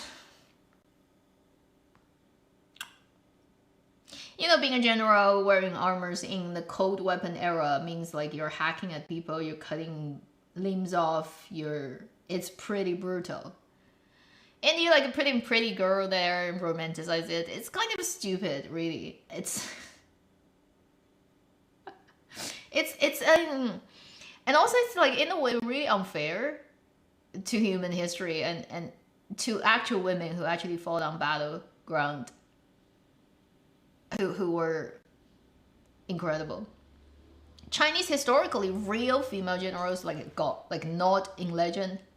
There were a few, and they were all very, very unusually, let's say. For example, there's a famous one who the reason that she actually ended up in military is not only because her family is in it, so her parents are like her father is, but also because she's an unusually built woman. She's naturally very big. She's like, to today's standard, probably maybe just almost around Liu Yuning's height. A woman and very big. So that's why she could actually eventually ended up being a general and actually physically go to the battlefield and fight with armors on, with long spears, jumping on a huge war horse because she's huge. She's literally, physically speaking, a guy-sized woman. Historical record actually has that, and you know, like she shows up and everyone is like, wow. She's like Brienne, right? She's like Brienne in Game of Thrones. Is like she's naturally a big sized woman. You kind of have to have that to start with. At least you have to be physically big enough to literally wear the armor and not let it like just drop off you because you're too tiny and you can't hold it together. You know, your shoulder, the size of your waist, if it's too tiny, it's all just gonna dangle and nothing is gonna sit where they're supposed to sit, and you can't hold the weight of all the irons on you. I mean, that's just the reality of it. So historical women generals are all kind of like unusual exceptions of human species.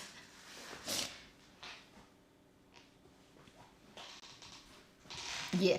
Well, yeah, because those are idol dramas, so they romanticize everything. There's magic, there's kung fu, there's, you know, like defying gravity. So you don't care about a woman can fight with like tiny arms like that skinny. You know, she can throw whatever, like she can pull open like a 100-pound ball. Like who cares?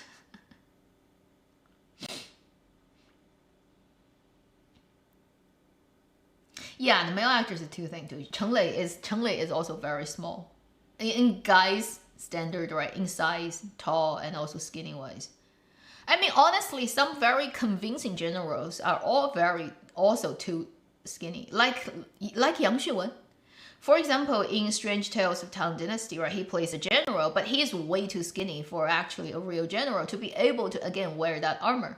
In reality, he will never be able to actually function in that armor because he's too skinny to hold it together.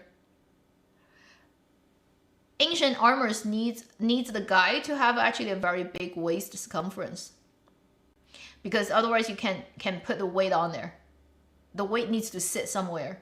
Also, you need to hand things on your waist so it cannot be too tiny.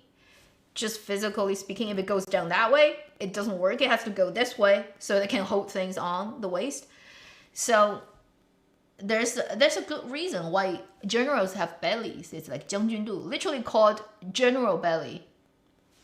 If you go to a temple, you see those statues of like, you'll see like their belly always is like hanging out. It actually has a function. It's like if you're in that body form, it makes sense for you to wear armor to hold things. Otherwise, it doesn't work. If you actually have a really good tiny waist, it's not gonna work with the armor. Literally, that's why.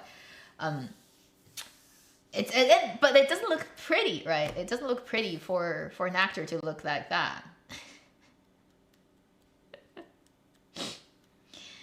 And a lot of those generals, like those practitioners of like heavy weapons, if you hold heavy weapons and you swing them over the ears, you're gonna get a big waist. It's not gonna be skinny, because of basically your body will need to balance itself. It will need to adjust and it will need to form itself in a way that makes it functional for you. So gradually your midsection is gonna get actually quite heavy, and it's not gonna be fully fat. It's actually quite sturdy muscle, but not in the way that we have six packs today to just look good and sexy. It's like functional meat for ancient people. If you look at like any type of reenactment of ancient warfare, like Europe is like pretty famous for that, right? Even in the United States, I think people do it. It's like if you actually work with ancient weapon and you'll understand over time, right, how that actually changes your body.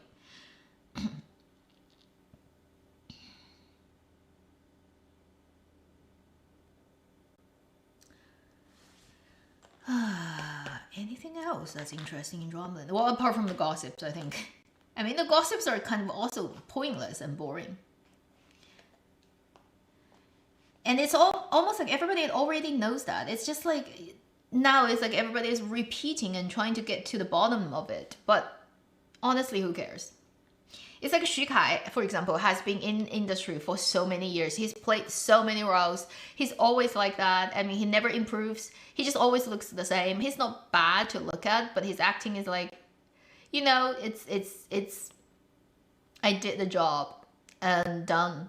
And he's, everybody knows he's the Hengdian spokesman, right? His photo is in Hengdian everywhere because he literally represents Hengdian. And then pretty much everyone in the industry also knows about all those huabier, all those gossips. It's nothing surprising. It's like, yeah, okay, so what? And in a way, it's 狮子多了不怕痒. It's like you have too many lices, so you no longer like worry about itching. I just find it's like funny, like gets on Chinese trending hashtag, but it's like, who cares? First, it's like for normal people who have nothing to do with Xu Kai, nobody cares about like however many girlfriends or cheating he's done. And then for people in the industry who actually work in the industry, if they should know, they already know. It's like this type of thing never gets like, everybody knows who is doing what. It's just like whether they tell you, the public. So it's kind of like, yeah, okay, it's happening. And then Yu Zheng Yu Zheng is just too annoying. Like I would really be very happy to see him disappear from social media altogether. Fully. This guy is, yeah, he's just like this a perfect specimen of the despicable human nature. If he needs to like be represented in the tarot card, he should be called the Despicable. It'll be perfect. The fact is he's still jumping around everywhere on social media and always just like talking, literally spilling out shit from his mouth all the time is just an embarrassment. Embarrassment to Chinese people as a whole. We shouldn't let this guy just like show up because like the fact that we are the same nation and people is like we shouldn't have this kind of individual in our group. It's embarrassing to have that. He really should just go away, but he doesn't. He's like he's as stubborn as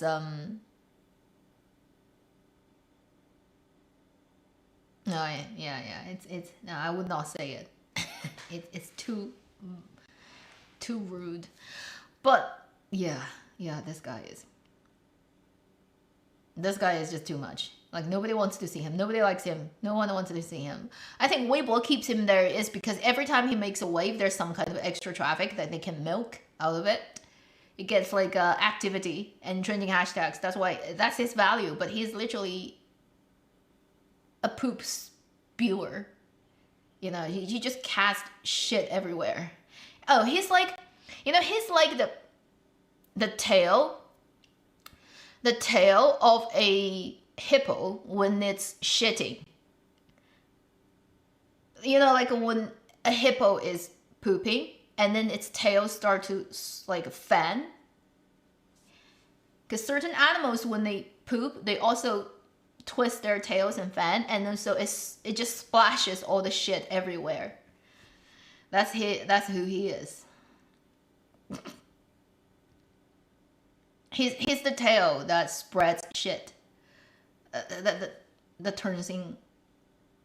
Yeah. Anyway, rare end of a hippo, and too much. And also the He Shengming is also like embarrassing. Like the thing that somehow he ended up being the white moonlight. And then he started to live stream, and I'm like, come on, you're wanna catching the last bit of your fame too. Like, why joining in this? It's just so silly. But who knows what happened between him and Yu Zheng, right? That there was a good time between them, so who knows? It's I roll, like I roll. I'm like 男人. Like when I look at it, I'm like two old men. With quotation mark in terms of old, not that old, but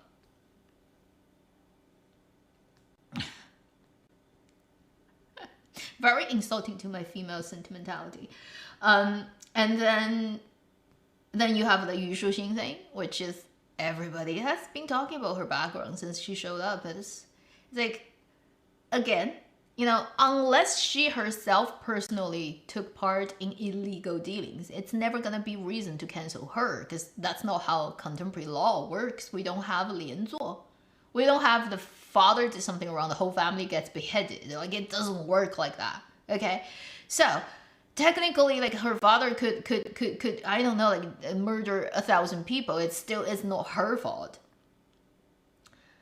Right. And so I don't think that's a reason like she would ever get canceled. But the fact is, you know, like, people, it's just another reason to basically hate her, right? And being privileged but not qualified is these days a pretty hated quality of a celebrity. Let's put it that way in China.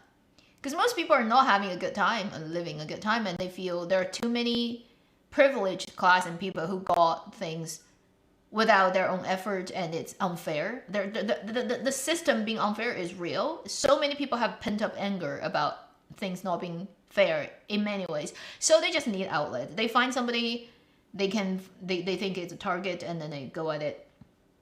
And the thing is, like, your family group background is always there. You can't change it, right? If at any point people want to use that to go against you, it's like, yeah, what can I do? Disown my parents and my grandfather? Like, yeah. Well then. And then in terms of entertainment business, the fact is, it is filled with Nepo people within and without the industry. Whether it's in the industry itself, like film and television, or it's like in other parts of the system. Whether it's in like business, or let's say it's in the politics of people who come from politically highly family. Entertainment business people is filled with people from money, people from previous industry famous family, like people, you know, like famous director, famous producer, famous whatever artist, family, relatives. People have very high political background, like their father generation, grandfather generation had high positions in the government. Entertainment business is like so filled with these type of people everywhere. It has Beijing Circle, it has Shanghai Circle, it has Dayuan Circle, which is like all those kind of like having military background, whatever circle. Like, so many people in entertainment are from those families. It's not new. It always has been there. Always, from day one. Like decades. It's always been like that. So why is her like so surprising? I think it's because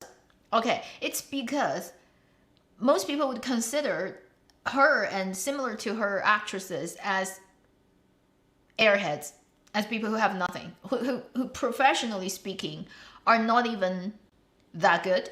And then they're not that pretty. And there are so many more talented, having better everything actresses who never get their opportunities because they have no 关系, they have no rich parents and whatever ties with capitals, so that they never get an opportunity to show themselves. And people like Yu Shuxing or other people, it is similarly, right? They get so many exposure and so many opportunities, but then they kind of don't really fully deserve that. I think that's why, you know, they get hated that much.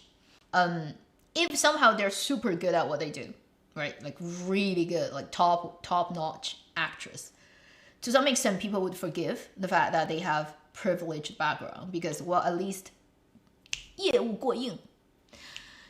You know, when you are actually in a professional field, you do really good. Then at least, you know, you are qualified to stay in there. Otherwise, people feel like, why do you deserve that, right? So that's, I think, why this type of thing gets brought up, and then overall it's very negative sort of press for the person. But it is what it is. You chose to get into this business. You should know the risk, which is it's a shithole. It's always gonna be shithole.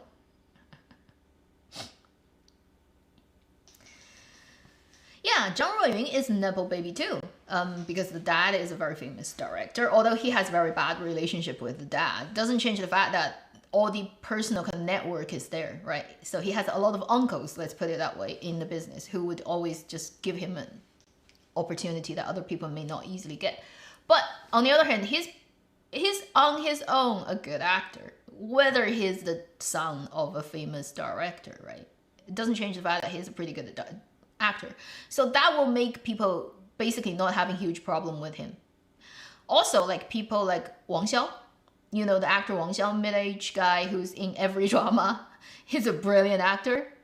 He's the son of very famous actress and a very also like a dad also in the business. He's like from a fully famous actor performer family.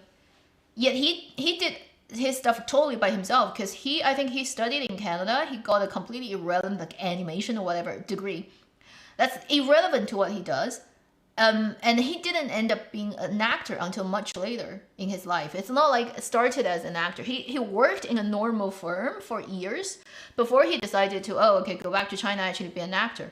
And even when he decided to become an actor, he's like not handsome, not young, so he couldn't play leading roles. He's like supporting roles all the way up to like he become famous. And really it has nothing to do with the fact that his mom was one of the most famous people.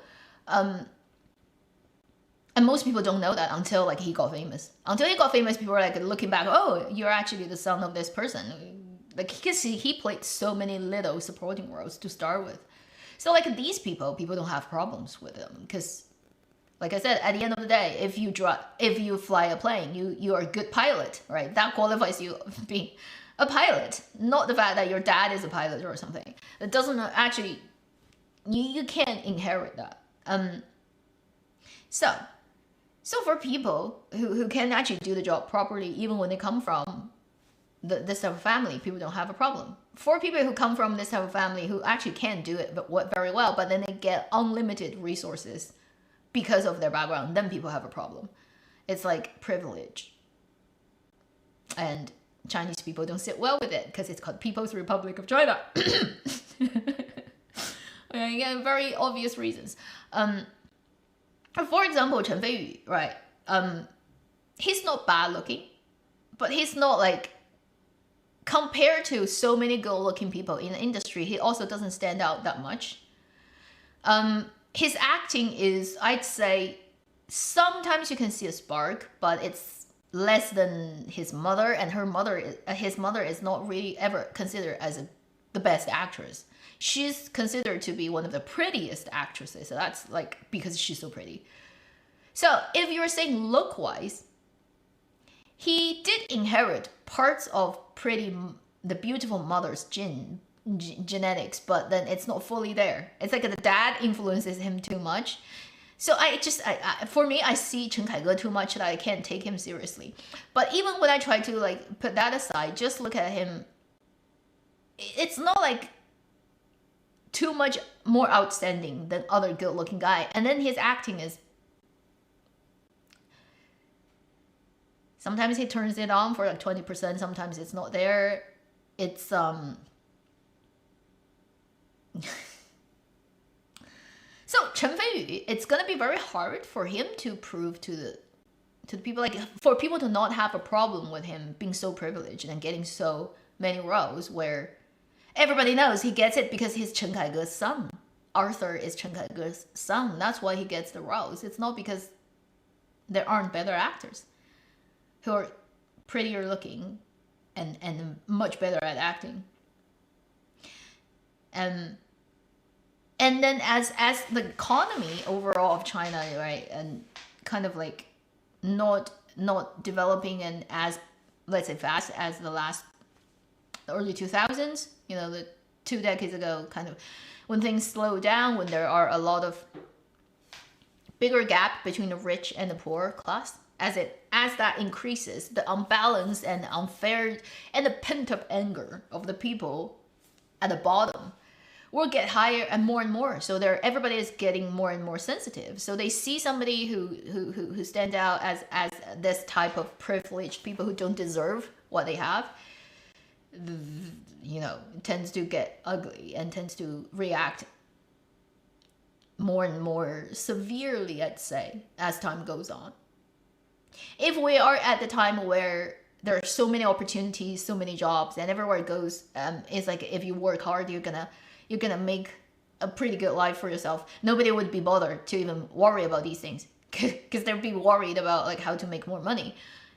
It's like when you're in a society where it seems no matter what you do, you just can't make a change. That's when people start to look elsewhere and looking for reasons why the world is so unfair. So these people will be picked out more. It's just like a normal psychology thing.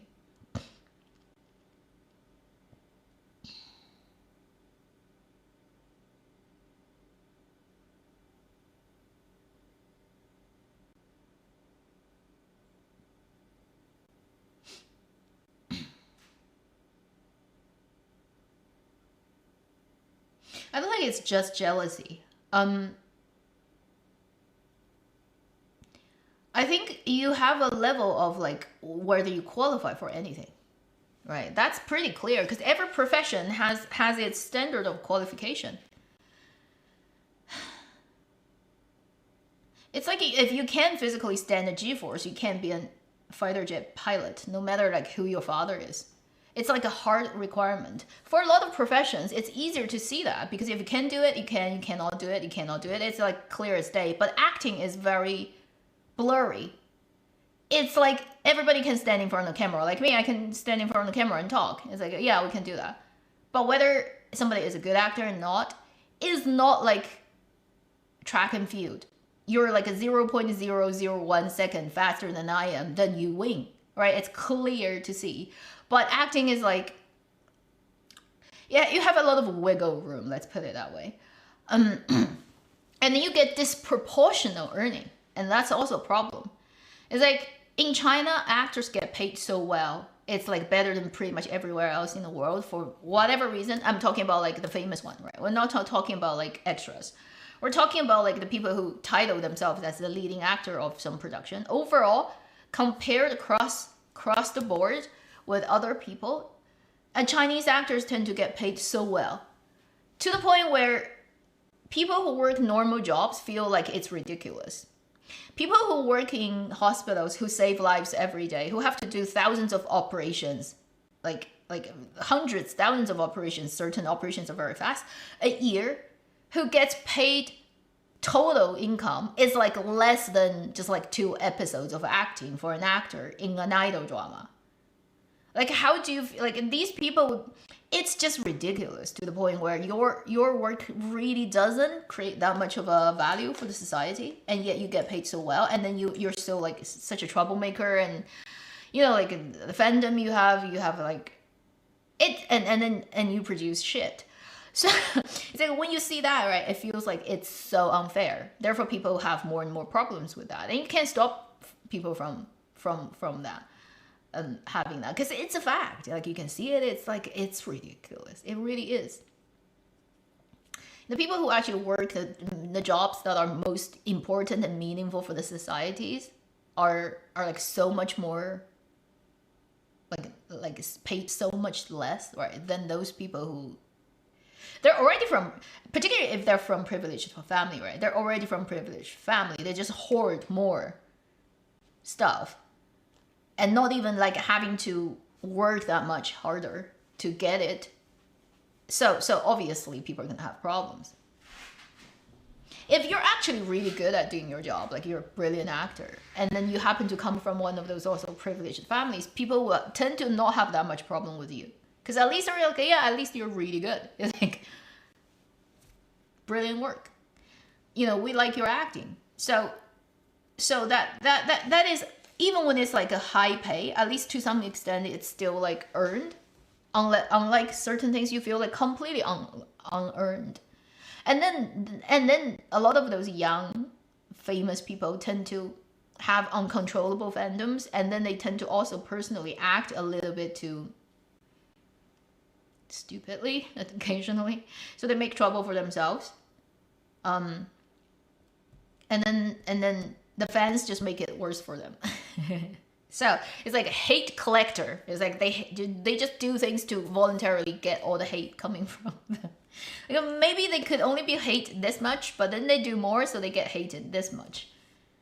So they all end up being this mess. And Chinese entertainment really is like, I mean, everywhere entertainment business is pretty messy, but Chinese entertainment business these days is messy, at the same time filled with unqualified people. It's like, if it's like a lot of talent who are wildly talented, like at singing, at performance, yet they have like a lot of gossips, a lot of mess. And to some extent, there are people who would watch it as a drama, and at least okay, at least this person can do this. Whereas right now, it's like so many shitty dramas that's still ongoing, but yet like there are so few qualified people to even do the job properly.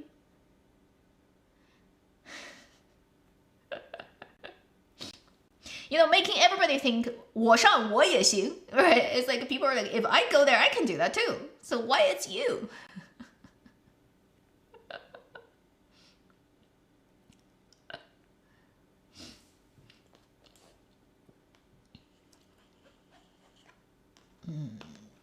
Yeah, Chinese entertainment is yeah, it needs a big cleansing, literally speaking.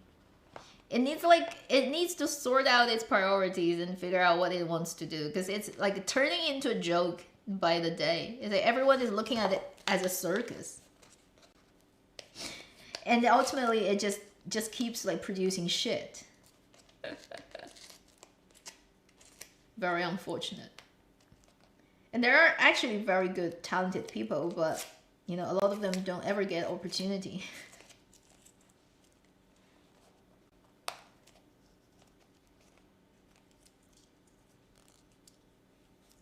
Yeah. Chinese entertainment really has the clusterfuck of unqualified people. Not just in acting. I mean, look at cameramen, look at lighting, costume design, aesthetics, the basic aesthetics of visual storytelling, so much shit. Even, like I said earlier at this live stream, the parade that just happened, CCTV's live streaming, was shit. Its lens choices, its camera movement, it's like a basic cameramanship of controlling the camera, knowing what it does and what you so bad. So bad. So actors are the most obvious target, but it's like other departments are also shit. Shitty shit. So many shitty camera, lighting, all that crew that do job that just confuses you in terms of how they even got the job. Do they even know? Like, sometimes you look at a drama and it's like, this DP, has he ever gone to one day of like film school? Has he ever learned even a short course of like how to use a camera? Why does it look like shit? You have so many bad things like in Chinese drama and in every department, right? Actors are the obvious one, but it's not like the other ones are good. Don't even get me started.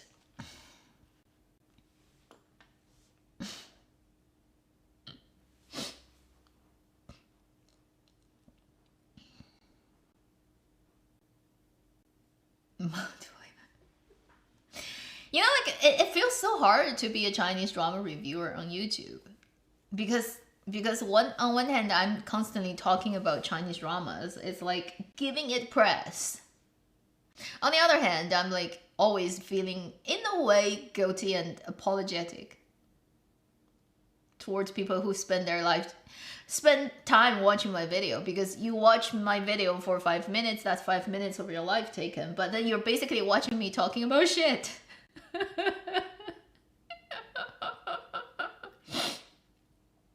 Sound design, don't even go there, because the sound design is just too high end, right? They can't even get the visuals right. The most direct information consumption, like you want to figure out sound mixing for dramas, come on, they can't even do it properly for films.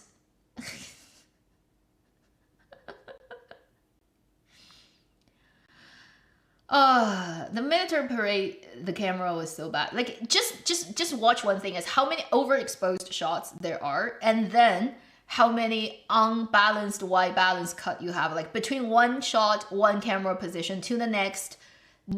The white balance jumps, like it's on a warm day, it's on a cold day, it's on a hazy day, it's on a clear day. It's like shot at different time, but it's the same time, because all the cameras were not coordinated at the same color temperature. It's like that bad. Okay, day one of you getting a camera, people can tell you ISO, right? Focus, color temperature, right? Those basic things.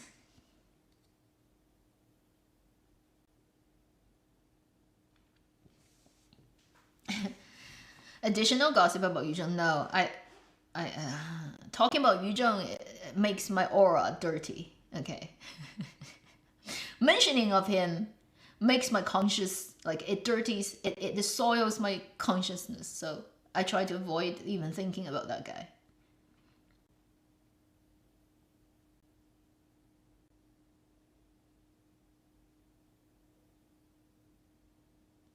You're welcome. I have no idea how to pronounce your name, so I would not butcher it. W89. Black Myth Wukong. Yeah, I made way too many videos on that thing, and it's like so much, and I don't think I'll ever be able to do that for a game anymore.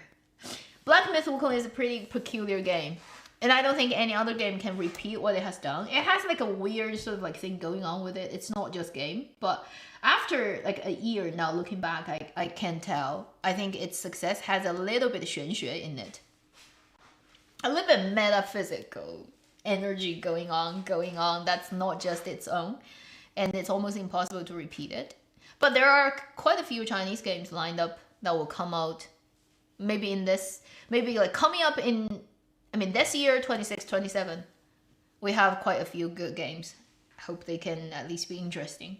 Don't waste my new PC. That guy still hasn't called me. I don't know what's going on with my PC.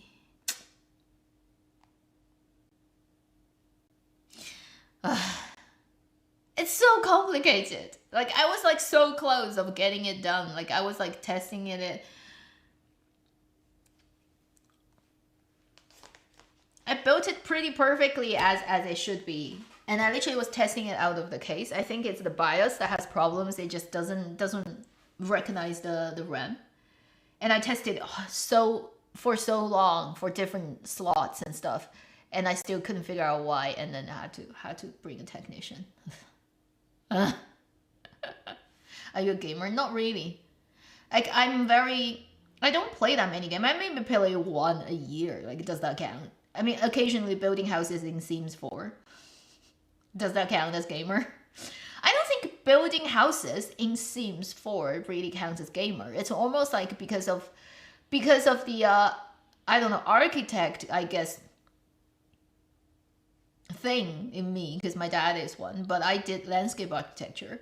So maybe it's that part of me occasionally jumping out and wanting to make a couple of gardens and houses. So I Sims for it. Does that count as gamer? Because I don't think Sims 4 really is gaming. It's in a way it's like it's not that different from basically rendering architecture sketches. Like if you're in architecture for a firm and you have to use 3D to render, right? Interior design, it's not that different. It's just because it's a game, it's easier. You don't have to actually build it yourself. You just like grab the stuff that's in there to put it in places. But essentially, it's not that different from, say, using I don't know, like SketchUp, V-Ray, all those softwares to literally build a 3D model. I don't really necessarily consider it as gaming. Black Myth Wukong. Oh, cool. Someone recommended me. Zhongkui is not gonna happen in at least 3 to 5 years, so it's not gonna show up. Not even probably 27, 28. You're looking at earliest. So because it's so late. Until it happens, we don't know. You know, like when I see Zhongkui, the first thing I thought what is like, because of the art style of that company, they're not gonna make something cute and cartoon like for sure. They're gonna look at photorealistic and cool, and that's one of the style they're gonna go for. But I really hope when it looks photorealistic and cool, but they can play some cute things with, because Zhongkui is 捉鬼, right? He goes around hunting and capture ghosts. I mean, like a form of Pokemon, but in Chinese, like photorealistic version. That would be really cute, but maybe I'm dreaming.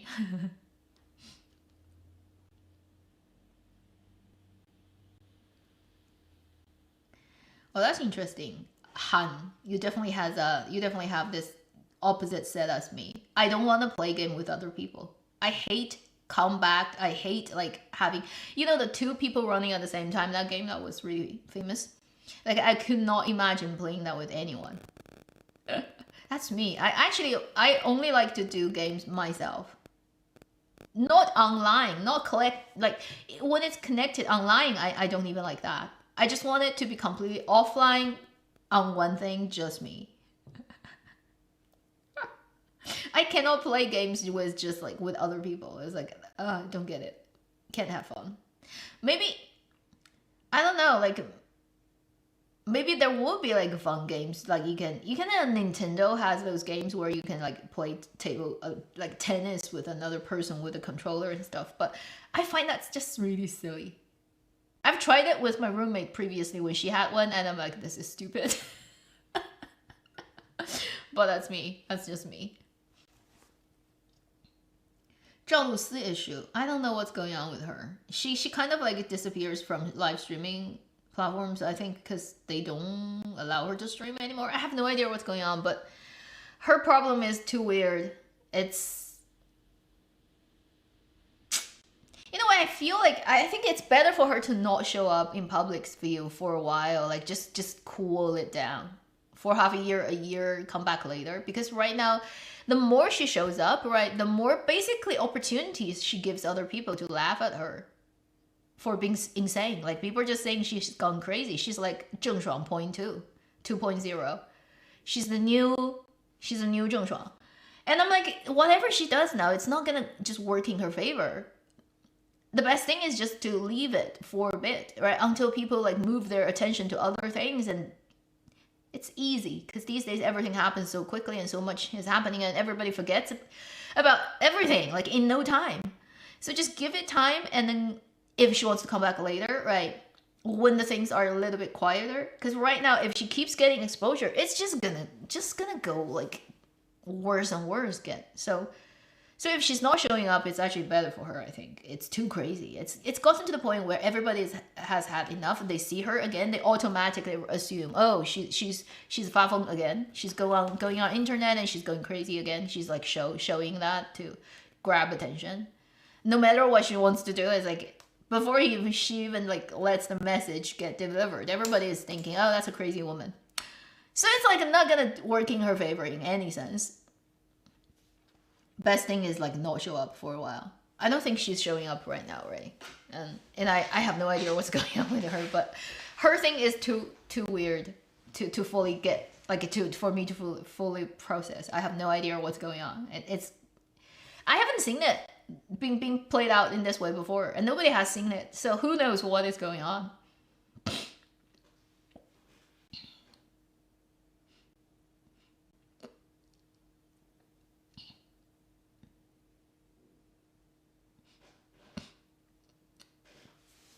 So much social pressure.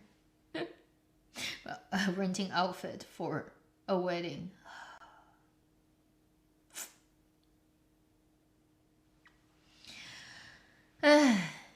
Wedding, such a waste of money ceremony. I'm not sure if I will ever get married, but even if I do, even if like off chance that happens, I definitely will not have a wedding. I think it's so stupid and a waste of energy and time and money. Just the fact when I think about if you have to do a wedding, you have to get up so early, you have to get days and months ago, go and pick dresses to spend money, arrange people, send out invites, like arrange like venues, and then you have to on the day get up so early and get dressed and then make up like a thick layer of makeup you have to wear for like a whole day, and you're in a dress that's uncomfortable and you're in hair that's ridiculously time consuming. You have to pretend you're really happy. Maybe by that time you're already exhausted, but you have to smile at everybody like for a whole day, and you actually have to spend money for it. And at the end of the day, it's like I'd rather be the person who comes to the wedding and eat and walk away. I don't want to actually be standing on the stage and do those stupid stuff, and like I'm like, no. And I'm thinking marriage is gonna become more and more irrelevant in our society because just the way that 生产力决定生产关系, right? It's like the human productivity kind of determines the relationship of like what goes on with people. It makes sense in ancient time where surviving is quite difficult. You have all types of threats like wars and famines and diseases and unstable whatever this and that. People marry because it basically improves chances of survival for everyone. And that's like its function. But it's kind of like becoming more and more irrelevant in our contemporary society in terms of having marriage as a way to tie that down, to pass on properties, to do this procreation, right? It's becoming like, I think in our lifetime, we're going to see it becoming so just not irrelevant to actually how life gets lived by people that nobody really wants to get married because you don't get anything from it. It's like, it doesn't improve your quality of life. It doesn't improve your chances of survival. Or it actually doesn't make your life better. And sometimes it makes it worse. So why would anyone voluntarily choose to do something that actually is going to decrease their, let's say, their happiness projected, okay, living on this planet? If it's going to make it worse, why would I do it? I'm not like, who would do it? To disbenefit themselves, unbenefit themselves, right? So marriage becomes very, very useless, I'd say. And even like hindrance to personal development. I think we are seeing that in this world, particularly I think for women, it's more so than for men. And then you are in a world where it's possible for you to not do this system, not go the sort of traditional route and still live pretty nicely and sometimes even better. So then why would you ever even want to get married at all? Right? If this thing doesn't benefit you anymore, you obviously wouldn't do it. A sane and logical person would not do it. A rational person would not do it. It's not like... So, wedding, marriage. You know, like this... I'm going to stop this probably around 12, a little bit. Because I don't want to last this too long. I want to tell you a story recently that this lady got interviewed a lot on China's social media because she published a new book and she's basically promoting it.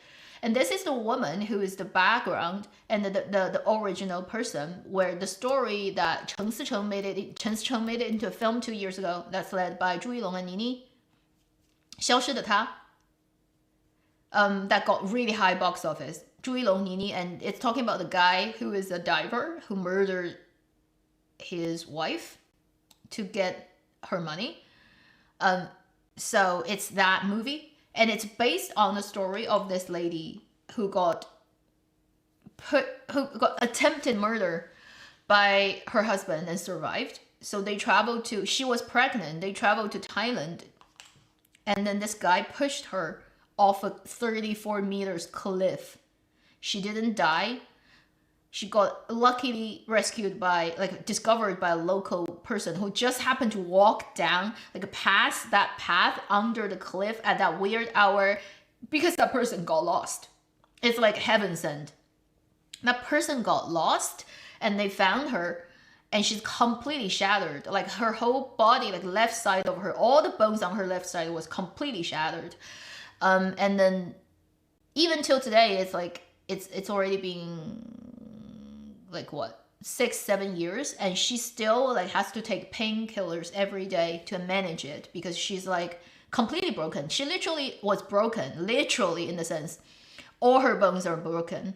She was like a mummy for a month after that, and then her recovery took years, and then the amount of like pain she suffered just to be able to stand up again was like unbelievable. And in her book she details that, and then in her interviews she talked about how that happens, and it's like torture. So she got tortured for years. She still takes painkillers. She lost her previous career because of her body is so shattered. She can't do the business anymore. She was actually a really successful businesswoman, all because this guy intentionally targeted her, knows she is not married and she has money, approached her and really romanced her to marrying him. And he is actually a gambler and he owes so much money. And he keeps getting money from her until she discovers it and doesn't want to give him any more money. And then he planned the murder and pushed her off the cliff. And then, yes, she didn't die. The fact that she actually survived, and then she was in Thailand, she was in hospital, and this guy was by her side when she woke up and told her in her ears, secretly whispering, "If you tell anyone, I'm gonna kill you right now." And she survived that hospital by really being clever and like try to trick him into things, and actually successfully reported to the police, Thailand police, when she was in the hospital, when she was under 24/7 surveillance of the husband.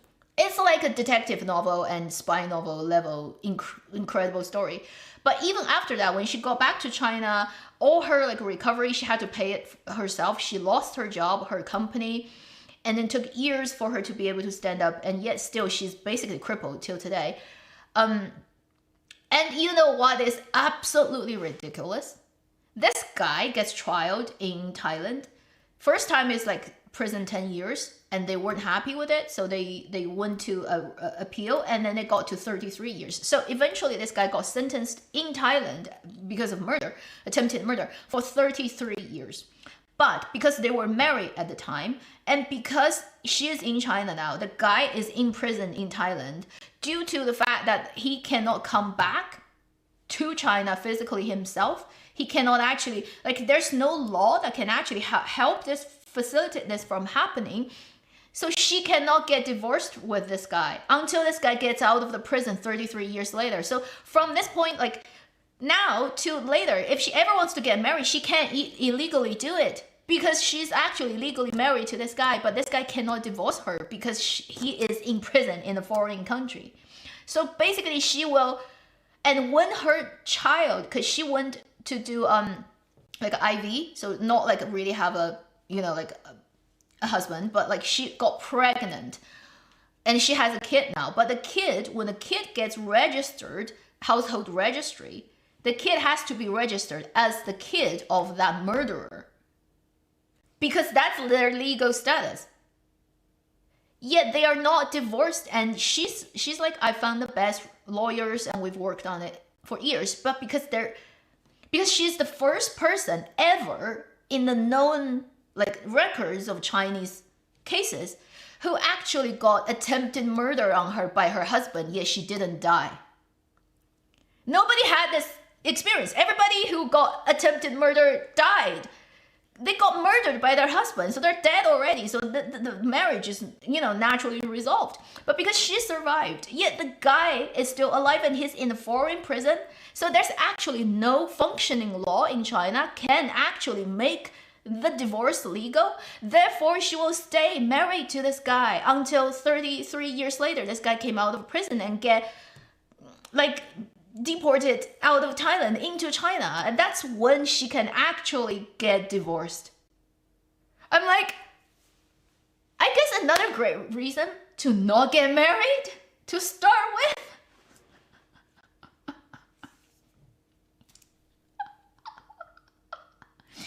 You know, it's not like people don't think, like everybody think it's ridiculous. Even the people who are in the law practice, right? They were like, this is ridiculous. But because like there's no procedure. You can't procedurally get it done.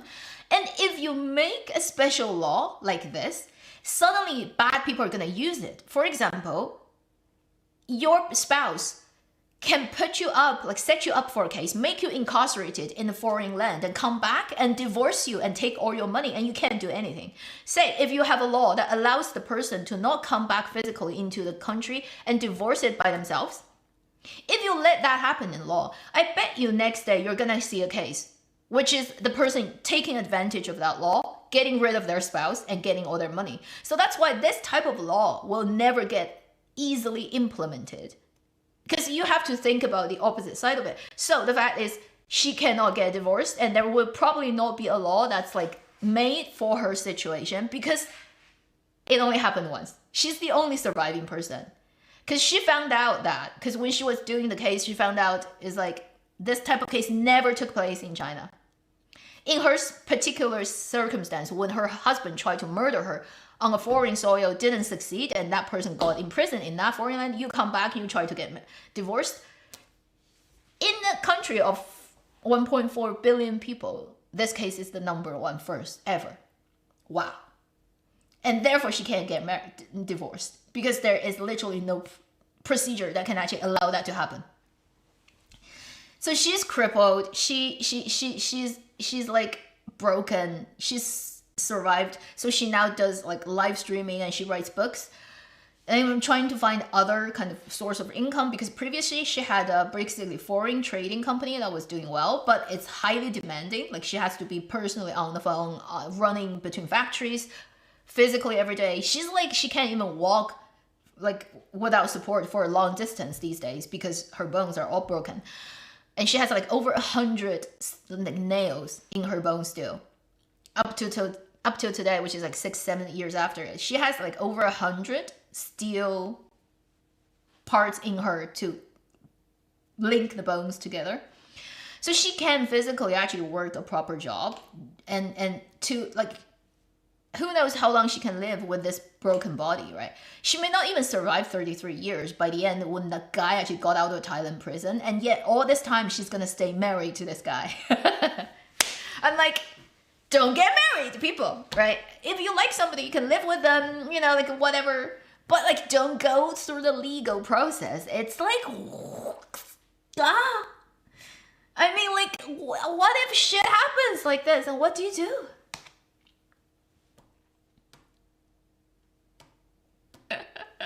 Yeah, obviously there are happy marriages. I'm not saying there aren't, but I'm like, if I can be happy, but then not actually having to even ever worry about the fact that this could happen, I may not, like, might as well just don't get that certificate and don't go through this legal thing, because if you go through it, you know, like, technically speaking, people can murder you for your money. You've seen enough movies like that, you know, like the spouse murders you. I'm like, because they're gonna inherit everything you own. I'm like, particularly if you're a high value person, if you personally own a lot of properties, right? You have to think about, in that case, I don't want to marry anyone because they're gonna legally take my stuff.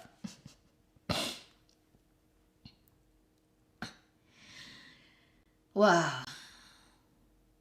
You see like how scary that is? Like this lady had recently a couple of interviews with very influential like content creators in China, because she's publishing her book, literally fully detailing from day one when he met this guy, how they fall in love, to how she discovered his gambler, how he pushed her off the cliff, and after that all the things she survived till today, what is going on with her. Like the book just got published. I don't have it because it's in paper form. When I go to China, I'll buy one and I'll read it. I think it's incredible personal account, and one of a kind, because like she said, most of the wives who got like murdered by their husband, they're all dead. They're not here to write a story.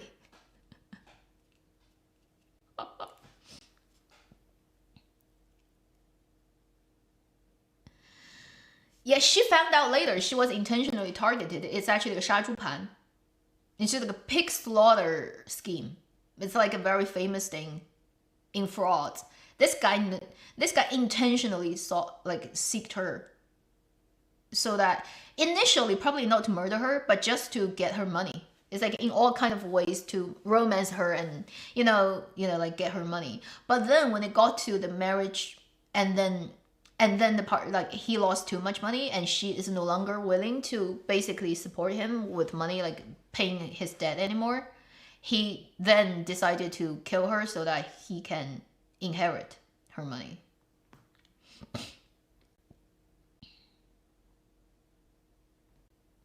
But if like I just hearing her personal account, I was like, that was so much more thrilling than the movie. The movie is stupid in comparison. The movie is so shallow and stupid. Because if you make it a thriller, you can literally just make the part where she gets pushed over the cliff, got saved, ended up in the hospital, realized the husband is next to her and whispering to her, if you tell the police, if you report, I'll murder you here. And she's completely immobilized because all her bones are shattered. She's literally tied like a mummy on the bed. She can't even drink water by herself. Moving a finger, hold up a phone. She can't do anything. She's completely still. It's like immobilized every inch. And this guy was watching her 24/7. And she figured out a way to save herself and actually successfully reported to the police. So this guy actually got incarcerated in hospital when she's actually still lying there and unable to move. And it was like half a month, I think, or a month. It took like half a month for her to plan. When she's completely in pain and completely broken and threatened every second, she still figured out a way to save herself. Like that in itself, and successfully got herself out. That in itself is a perfect thriller. That movie, 1 hour and a half. It will be like gripping. Imagine when it's well told. From the moment, like, and to the moment she actually got saved and the police came in and saved her. When she cannot move at all. It's like, wow. Like that's a thriller. That's like the Stephen King story. That is like what's that story? What is that movie? I forgot its title. It's Kate. Is it? What's her name?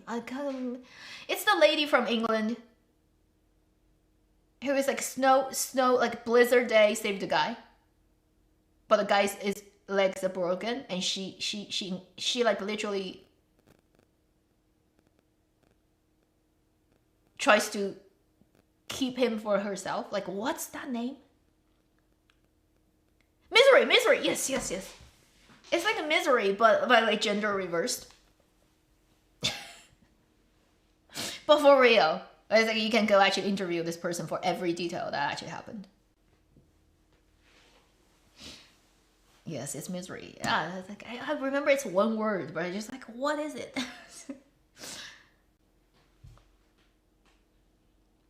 Oh, that's a classic movie. It's so scary. But it's similar. It's like the guy cannot move at all and this woman is like crazy. But for her situation, it's even worse. It's like she cannot move at all. She's like all bones shattered.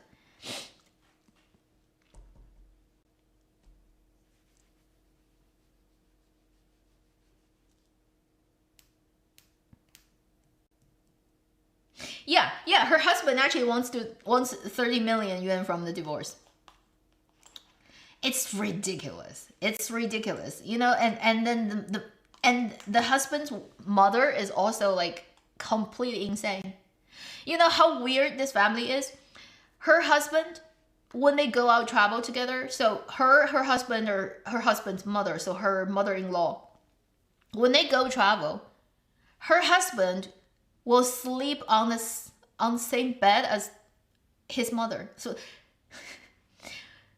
her mother-in-law and her husband sleep in the same bed, and she sleeps on a separate bed in the same room.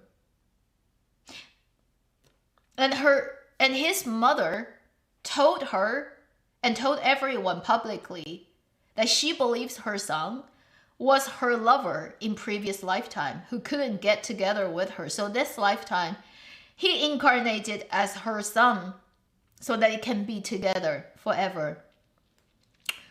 And they sleep in the same bed when they travel with the girl. And in a way, I feel like the fact that she married this guy is like a little bit like she probably 中邪了. It's like she got jinxed. Cause like, if like imagine your boyfriend insists he wants to sleep with his mother instead of you. Okay, run away, cause that's a psycho. And probably like the mother is a psycho too. And you're marrying into a family with 2 psychos. Okay? Like, run away, but she didn't. So in a way, like what happened to her was like, people were like, well, like this guy obviously has problems. And how did it happen that you didn't see it? But on the other hand, you see how she saved herself, which is like spy novel level. So she definitely is an intelligent and super highly sort of focused and intelligent person. Yet she still fell for this. So it just makes it look like humanity is so complicated. That's all you can say at the end of the day. But when you read the fact that the husband is like that, it's like reality again is so much more dramatic than dramas could ever imagine, right? You think about everything that happened with her story till today. Every link of it is kind of unbelievable. And if you write a script like that, everybody will say, that does not make sense. You're making it up. It's bad writing. Ooh, look at reality. Look at reality. All right, there's the person who literally is still today taking painkillers every day because every bone in her body got broken. Because she married this guy who clearly is a psycho. And even herself later, she's like, I mean, she's an intelligent woman for sure, but then, you know, it's like, yeah, it happened. And it's real. What can you say? Try to reason it away? Boom. It's like, you're literally, your logic gets shattered.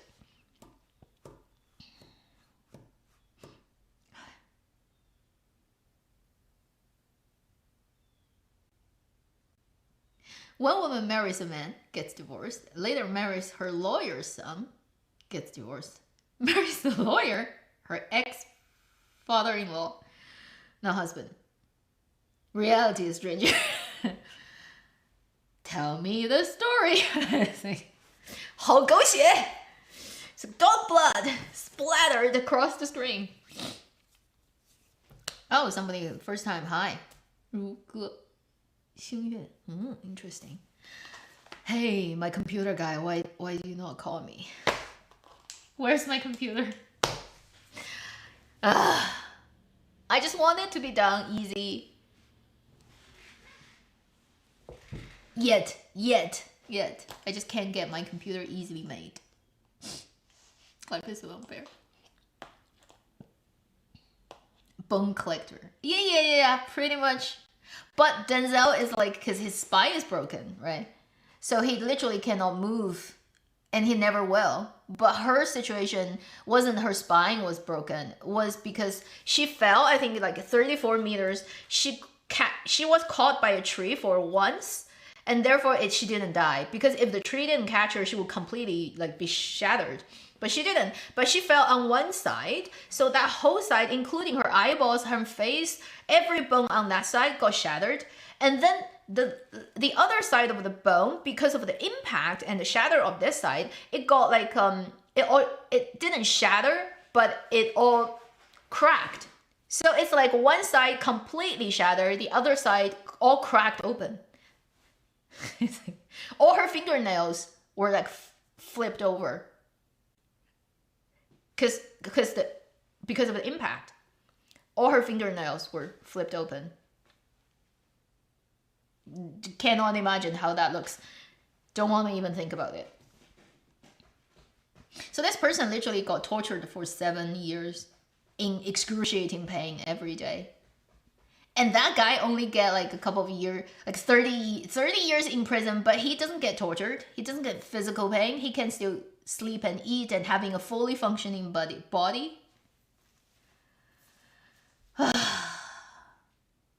F the world, right? In terms of the unfairness.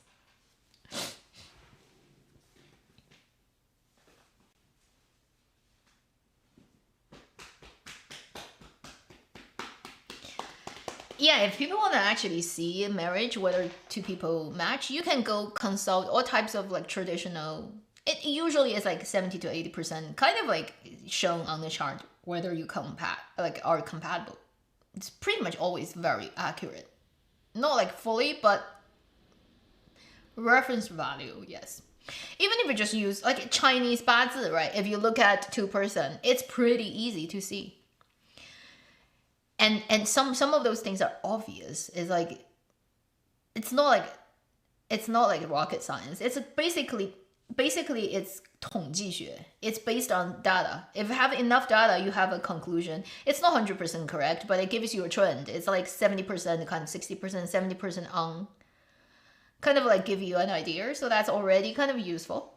And whether it's in astrology or it's in the Chinese 八字 chart, marriage is pretty easy to see actually. Divorce is pretty easy. It's one of the easiest things to see. Particularly if somebody says, I got divorced, guess which year? You get their Chinese chart in 八字, right? And you look at that and you can very quickly tell. Either happens this year or happens that year or that year, because those 3 years have those elements that's like literally in sort of like a kind of like difficult situation with what part in your chart. And because that happens, it usually moves marriage and it affects that. And then it almost never fails. It's like always correct. These things are very easy to see, actually. 33 years is too short. Yeah, I mean, even when you say death penalty, right? When you think about it, it's so still too easy for this person. Because he would just be dead, right? Whatever, like in a few minutes, gone. This woman, she said how bad her recovery was like a nightmare. It's like medieval torture. And she went through years of medieval torture every day, voluntarily paying money for it. I haven't really studied Buddhism that much. I find it's really hard for me to understand somehow. I do have a friend who's very good at it. So every time I have a problem, I just ask him. I was like, what is this? and they will give me answers, so I don't have to actually do it myself. I'll finish this in 5 minutes.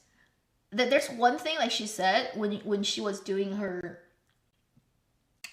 recovery training, it was so bad because her knees were completely broken and it got restructured and just sewed together with like needles and wires, and all the muscles and every soft tissue around the knee, right? It all got glued together because of it's broken and it got put together, and it's kind of like overgrowth of everything. So her knees were completely unbendable. Like both of her knees were stiff and she cannot bend at all. So she cannot really walk at all. It's two sticks. But if you want to walk, you have to bend your knee. So how do you bend your knee? They physically push. So she sits on the edge of the bed with like two straight legs and they push like torture. And every day, if you can push 1 degree, that's like success. But she will be screaming, and she says she screams on the 5th floor and the 1st floor person will be able to hear her scream. And she's screaming that every day. And the worst, she said, was today you managed to get like 1 degree bend. Next day it goes back. It's like, it actually, it doesn't just like stay there. You make progress for hours of sweating and pain and screaming. Next day you have to start that again. And it took her so long to actually get her knees fully bendable. Just that one thing, I think this guy, 33 years, is just so easy. He really deserves to be shattered into pieces too. Yeah, and she had videos. She literally has videos of that, and it really looks like medieval torture chamber.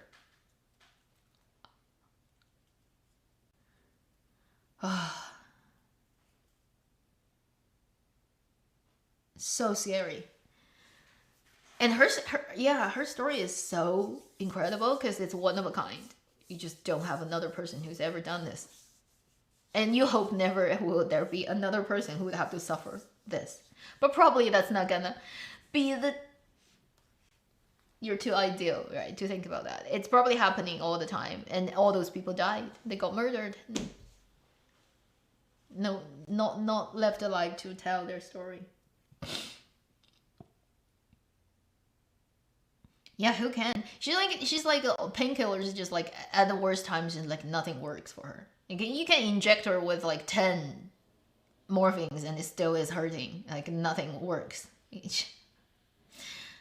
She's like, and it's so weird because she's so broken. Yet her brain didn't got any damage. That's why she was completely, fully aware and clear, and she can figure out a way to save herself. Her other bones are all broken. She had no brain bleeding, no damage of her brain, which is like unbelievable. She didn't damage her spine, so she could still walk. And the incredible thing is, at the time when she got pushed off the cliff, she was 3 months pregnant. Her baby was fine. Even when she like fell and then she like recovered like some consciousness, she was worried first. Is like she didn't feel pain. She said at the bottom of the cliff first, but she realized if she internally bleeds, right, because she is pregnant. If the baby internally and miscarriages, she would die like more quickly because of the bleeding. Yeah, the baby was fine. And throughout all her like treatment in Thailand, her baby was fine. Didn't give her any problem. But she eventually had to basically abort, I think by the month 5 or 7, because they were saying when they were doing all the emergency surgeries and trying to keep her alive, they used too many weird medicines on her to the point that they don't think the baby is gonna be a healthy baby when it gets born. Although the baby actually didn't give her any problem, all the way was fine until like all the doctors suggested she abort the baby because they were like, we don't think this baby is gonna be actually functioning like when you actually give birth to it.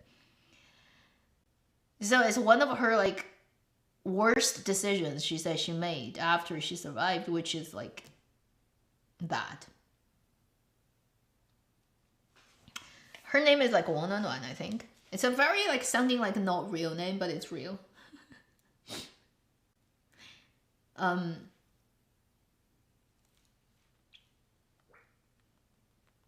and yeah, she really wanted to give birth to the child, but everybody told her not to. Yeah, Wang Nuan Nuan.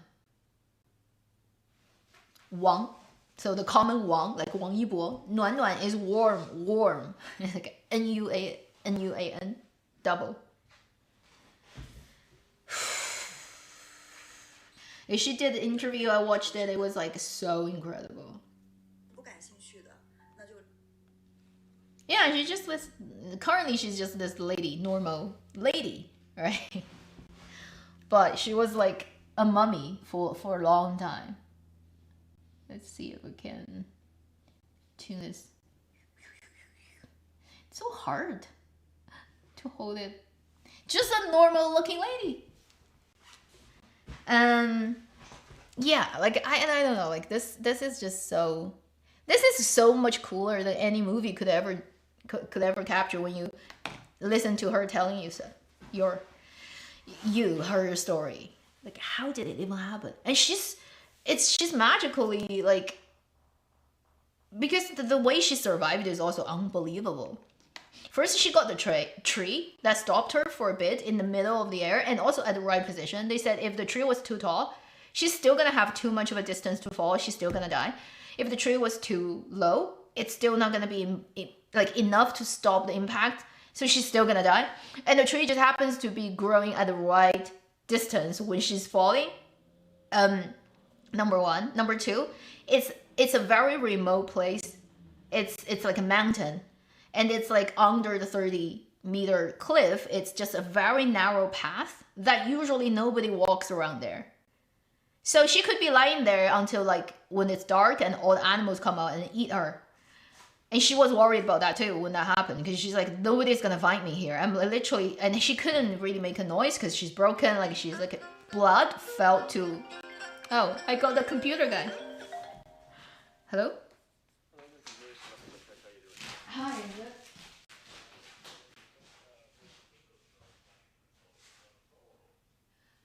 Planning to do it pro. You're already installing that? Okay, it's all working. So what would be the good time for me to come over? Oh yeah, not now, but I'm saying like maybe like yesterday.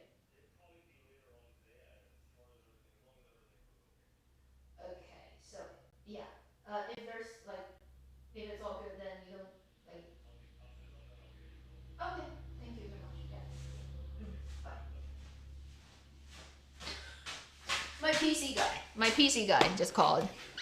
Magic. Now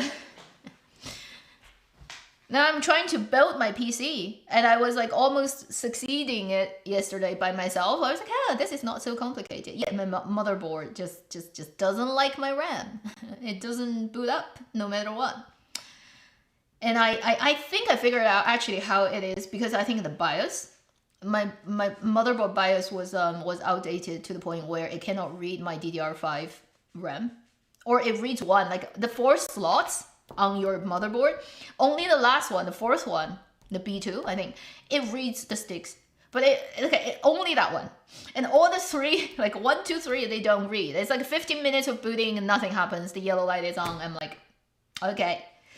I kind of guessed it might be the BIOS, so if I flash the BIOS, it may work. But I was like, since I'm really not a computer major person, what if I fuck it up even more? Maybe I should just bring it to a technician. So yeah, so I gave it to a technician, so hopefully it's all good today when I pick it up. And it's my own build, yet I didn't succeed at building it. I'm almost there. It's like, I was like doing all the cool things, like testing it out of the case, literally using a screwdriver to like boot it with tapping the pins, because you want to figure out if it's working before you screw it on into the case, and it will be so much more complicated after that. Guess what? Just doesn't want to make it easy for me. The motherboard is like, I don't want to boot up. You see, like, that's why people like Mac, is Mac never give you that problem, because Mac never lets you dabble. It just give you a machine. Go and use it. Don't even try to put it together yourself. You can't do it, okay? Just use it, be happy, and it's going to be running for 5 to 10 years fine, which is good. Really, I love Mac. My phone, my iPad, my currently live streaming computer, it's all Mac because it's just so worry-free. But it just happens to not be able to do a lot of things I needed to do.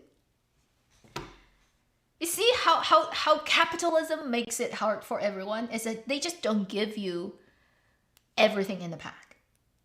It's like, we give you these in this pack, we give you these in that pack, you have to buy both. Otherwise you can't have everything you want. Sorry, we can make it, but we don't, because that way we cannot make money.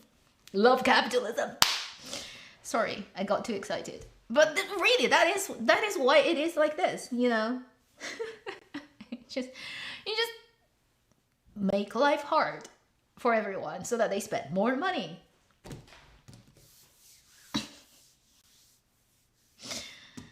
Anyway, if you're curious about this person, she published a book in China. I don't know if you can find a foreign language version or whether they're gonna basically publish it outside of China. It's a book I definitely want to read, and it is in itself, like, I think, cooler than any movie. I can't imagine a movie actually capture the quality of it. And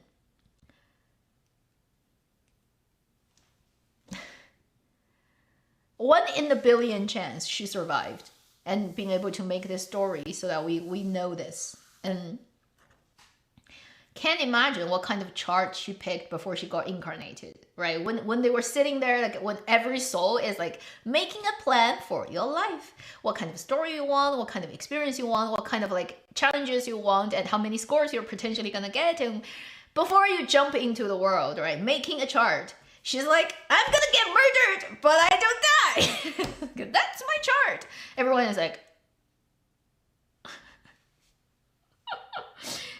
yeah. I feel like her survival was so accidental when she was on the path, and then nobody was like there, and then just happened to, on that day, not soon after she fell, because if she lay there for 5 hours, she's gonna bleed to death anyway. But not long after she fell, there happened to be a local person, an old couple who was walking by, because they got lost.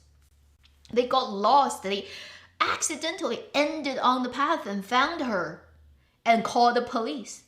And the police took hours to get down the cliff and take her up the cliff, because there's no way to go up there. And they had to, like, it was a struggle. It took 4 or 5 hours after she got discovered for her to actually be transported from the bottom of the cliff to the hospital. And at the point, her husband already was on the way to airport to leave. Because he made up the story and he's gonna tell the story. He already is leaving. He's driving towards the airport when the ambulance carrying her, like they pass each other. And this guy is really clever. He realized the direction where the ambulance is coming is from the cliff. And he's thinking, there's barely any tourists here. And then, like, who lives here? Why would there be an ambulance going this way? He immediately thought it might be that. So he went back to check. Like, he turned around. He followed the ambulance to the hospital, and in the distance watched her being taken out of the hospital, taken out of the car and being put into the hospital. Then she knows she did, like, he knew she didn't die, and he followed, like, her surgery, and I realized she survived. I mean, like, what? How do you even survive that? That's her real story. I'm like, this is better than any scriptwriter could ever write, and nobody would ever believe it. It's a real thing. If you write it, everyone will say it's a bad script because it's too coincidental. You coincidentally called a tree. You coincidentally met a missing, like, a lost couple. You coincidentally have your husband actually driving right past your ambulance and followed you up. And then you somehow magically manage to save yourself when he is literally watching you 24/7. I definitely will buy the book. I think it would be like one of a kind book in the whole world. I hope nobody ever would need to write a book like this ever again, but this is like incredible. Better than any dramas Chinese drama could ever make. Probably better than any dramas that any drama can ever make. It's so cool. So I will try to get that book, and I hope it gets translated into other languages. It's definitely a worth reading personal account. That should be this end of this live stream. Thank you for taking part, everybody from everywhere in the world. We live in a crazy world, but we're still here, celebrating shitty Chinese drama land. Yeah, I'm impressed by everyone to you know, like, somehow still, like, whenever you discover my channel, if you're from day one, that would be even more incredible to still be here. And I didn't realize last week was the 300th week of my weekly video. I made the thumbnail. I realized, oh, it's 300. Holy shit. So I did continuously 300 weeks of a video that happens on Saturday. Don't know if that qualifies as a Guinness World Record, but hey, does not matter. You know, I don't need that. It's just, I guess it could happen. Now, let's see where the number is gonna lead, right? It will be an interesting thing to observe. That should be the end of this live stream. Please take care. I'll try to get back to making drama videos next week. And let's hope by then I have 2 running computers. Please take care. See you in the next video. Yes, if I get a book, if I read it, I'll review one. Because I think it's deserving a review. It's too incredible. And I guess as a warning to people about relationships, and be careful. Okay, that should be the end of it. Thank you. Take care.